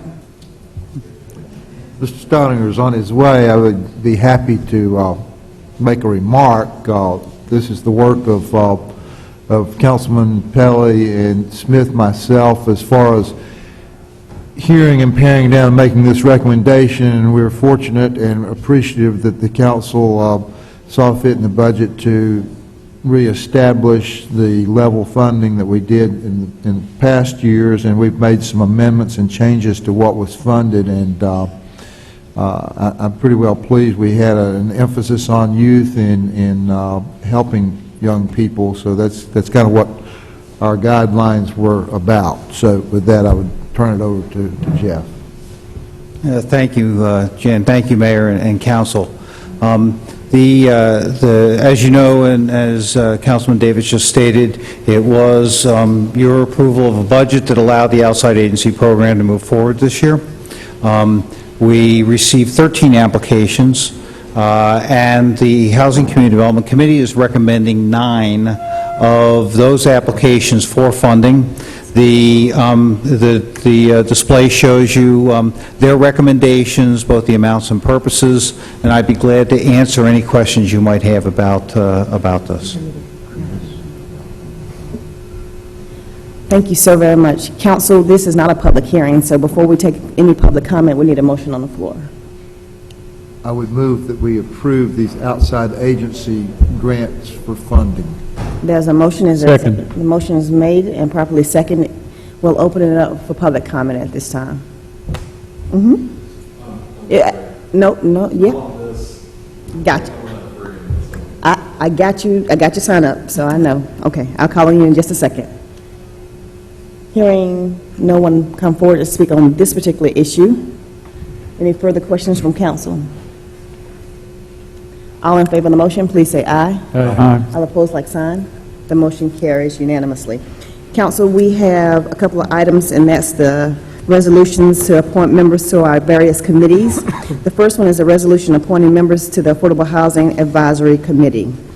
I'm calling on Councilman Smith to make any recommendations that may be out there, any that exist.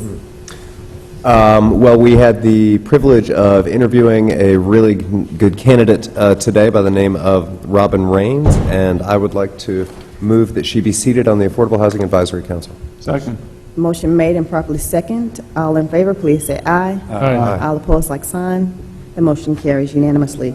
Next is a resolution appointing members to the Crime Stoppers Board of Directors. Vice Mayor, would you like to take Okay, over here? sorry, yes. We interviewed two very good candidates today, and for the Crime Stoppers Board, and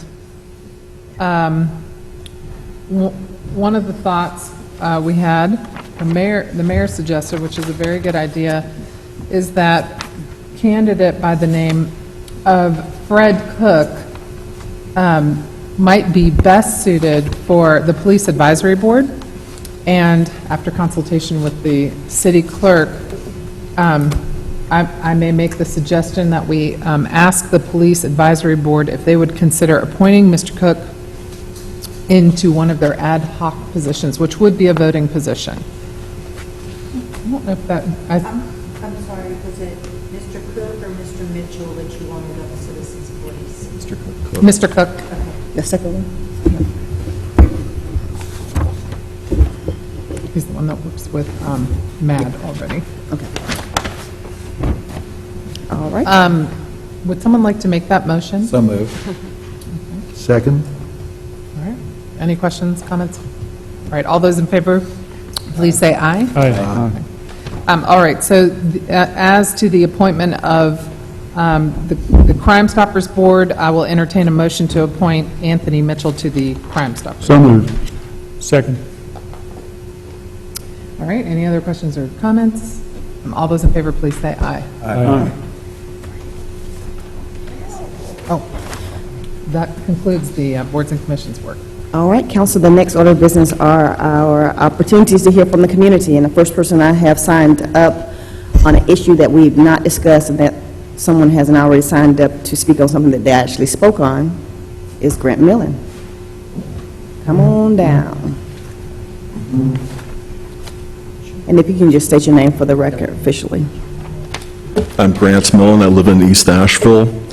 And my family's been here in Asheville for quite some time, since 1980, and it's quite gratifying to see that move with Eagle Marketplace. And I'm going to be talking about the idea of a happiness initiative in Asheville, which it's been in the news recently that we are the happiest city on the East Coast. And I felt like that is something that needs to be verified and gotten into a little bit deeper, because it shouldn't just be a branding message, because of what we just saw. That was a building envelope that got some money, but you could see the people leaving after you all made your decision. They were happy, and that that happiness state is valuable. And this message behind the Asheville Happiness Initiative is that right now is that happiness is valuable, because it met their values in a lot of different ways. We believe that there will be a big economic value to that project, but you can just see that it was a shift personally for at least the people that were behind that effort that were here tonight. And it's interesting that tonight happens to be that the Eagle Street community happened to come up, because in an article last year in the Citizen-Times talking about the YMI Cultural Center, way down in the 30-second graph, it mentions that the African-American population of Asheville suffers 57% poverty. The poverty rate is 57%. And I've never understood why that figure didn't say, for one, that it comes from census data. The way it was worded was just that it was somebody said that, and that in journalism that's not significant reporting, they should have followed up and said, that's census data, those are facts. And I'm just looking at a Washington Post story that's going to be talking about the progress that was made between the March on Washington for Jobs and Freedom 50 years ago that will be celebrated tomorrow,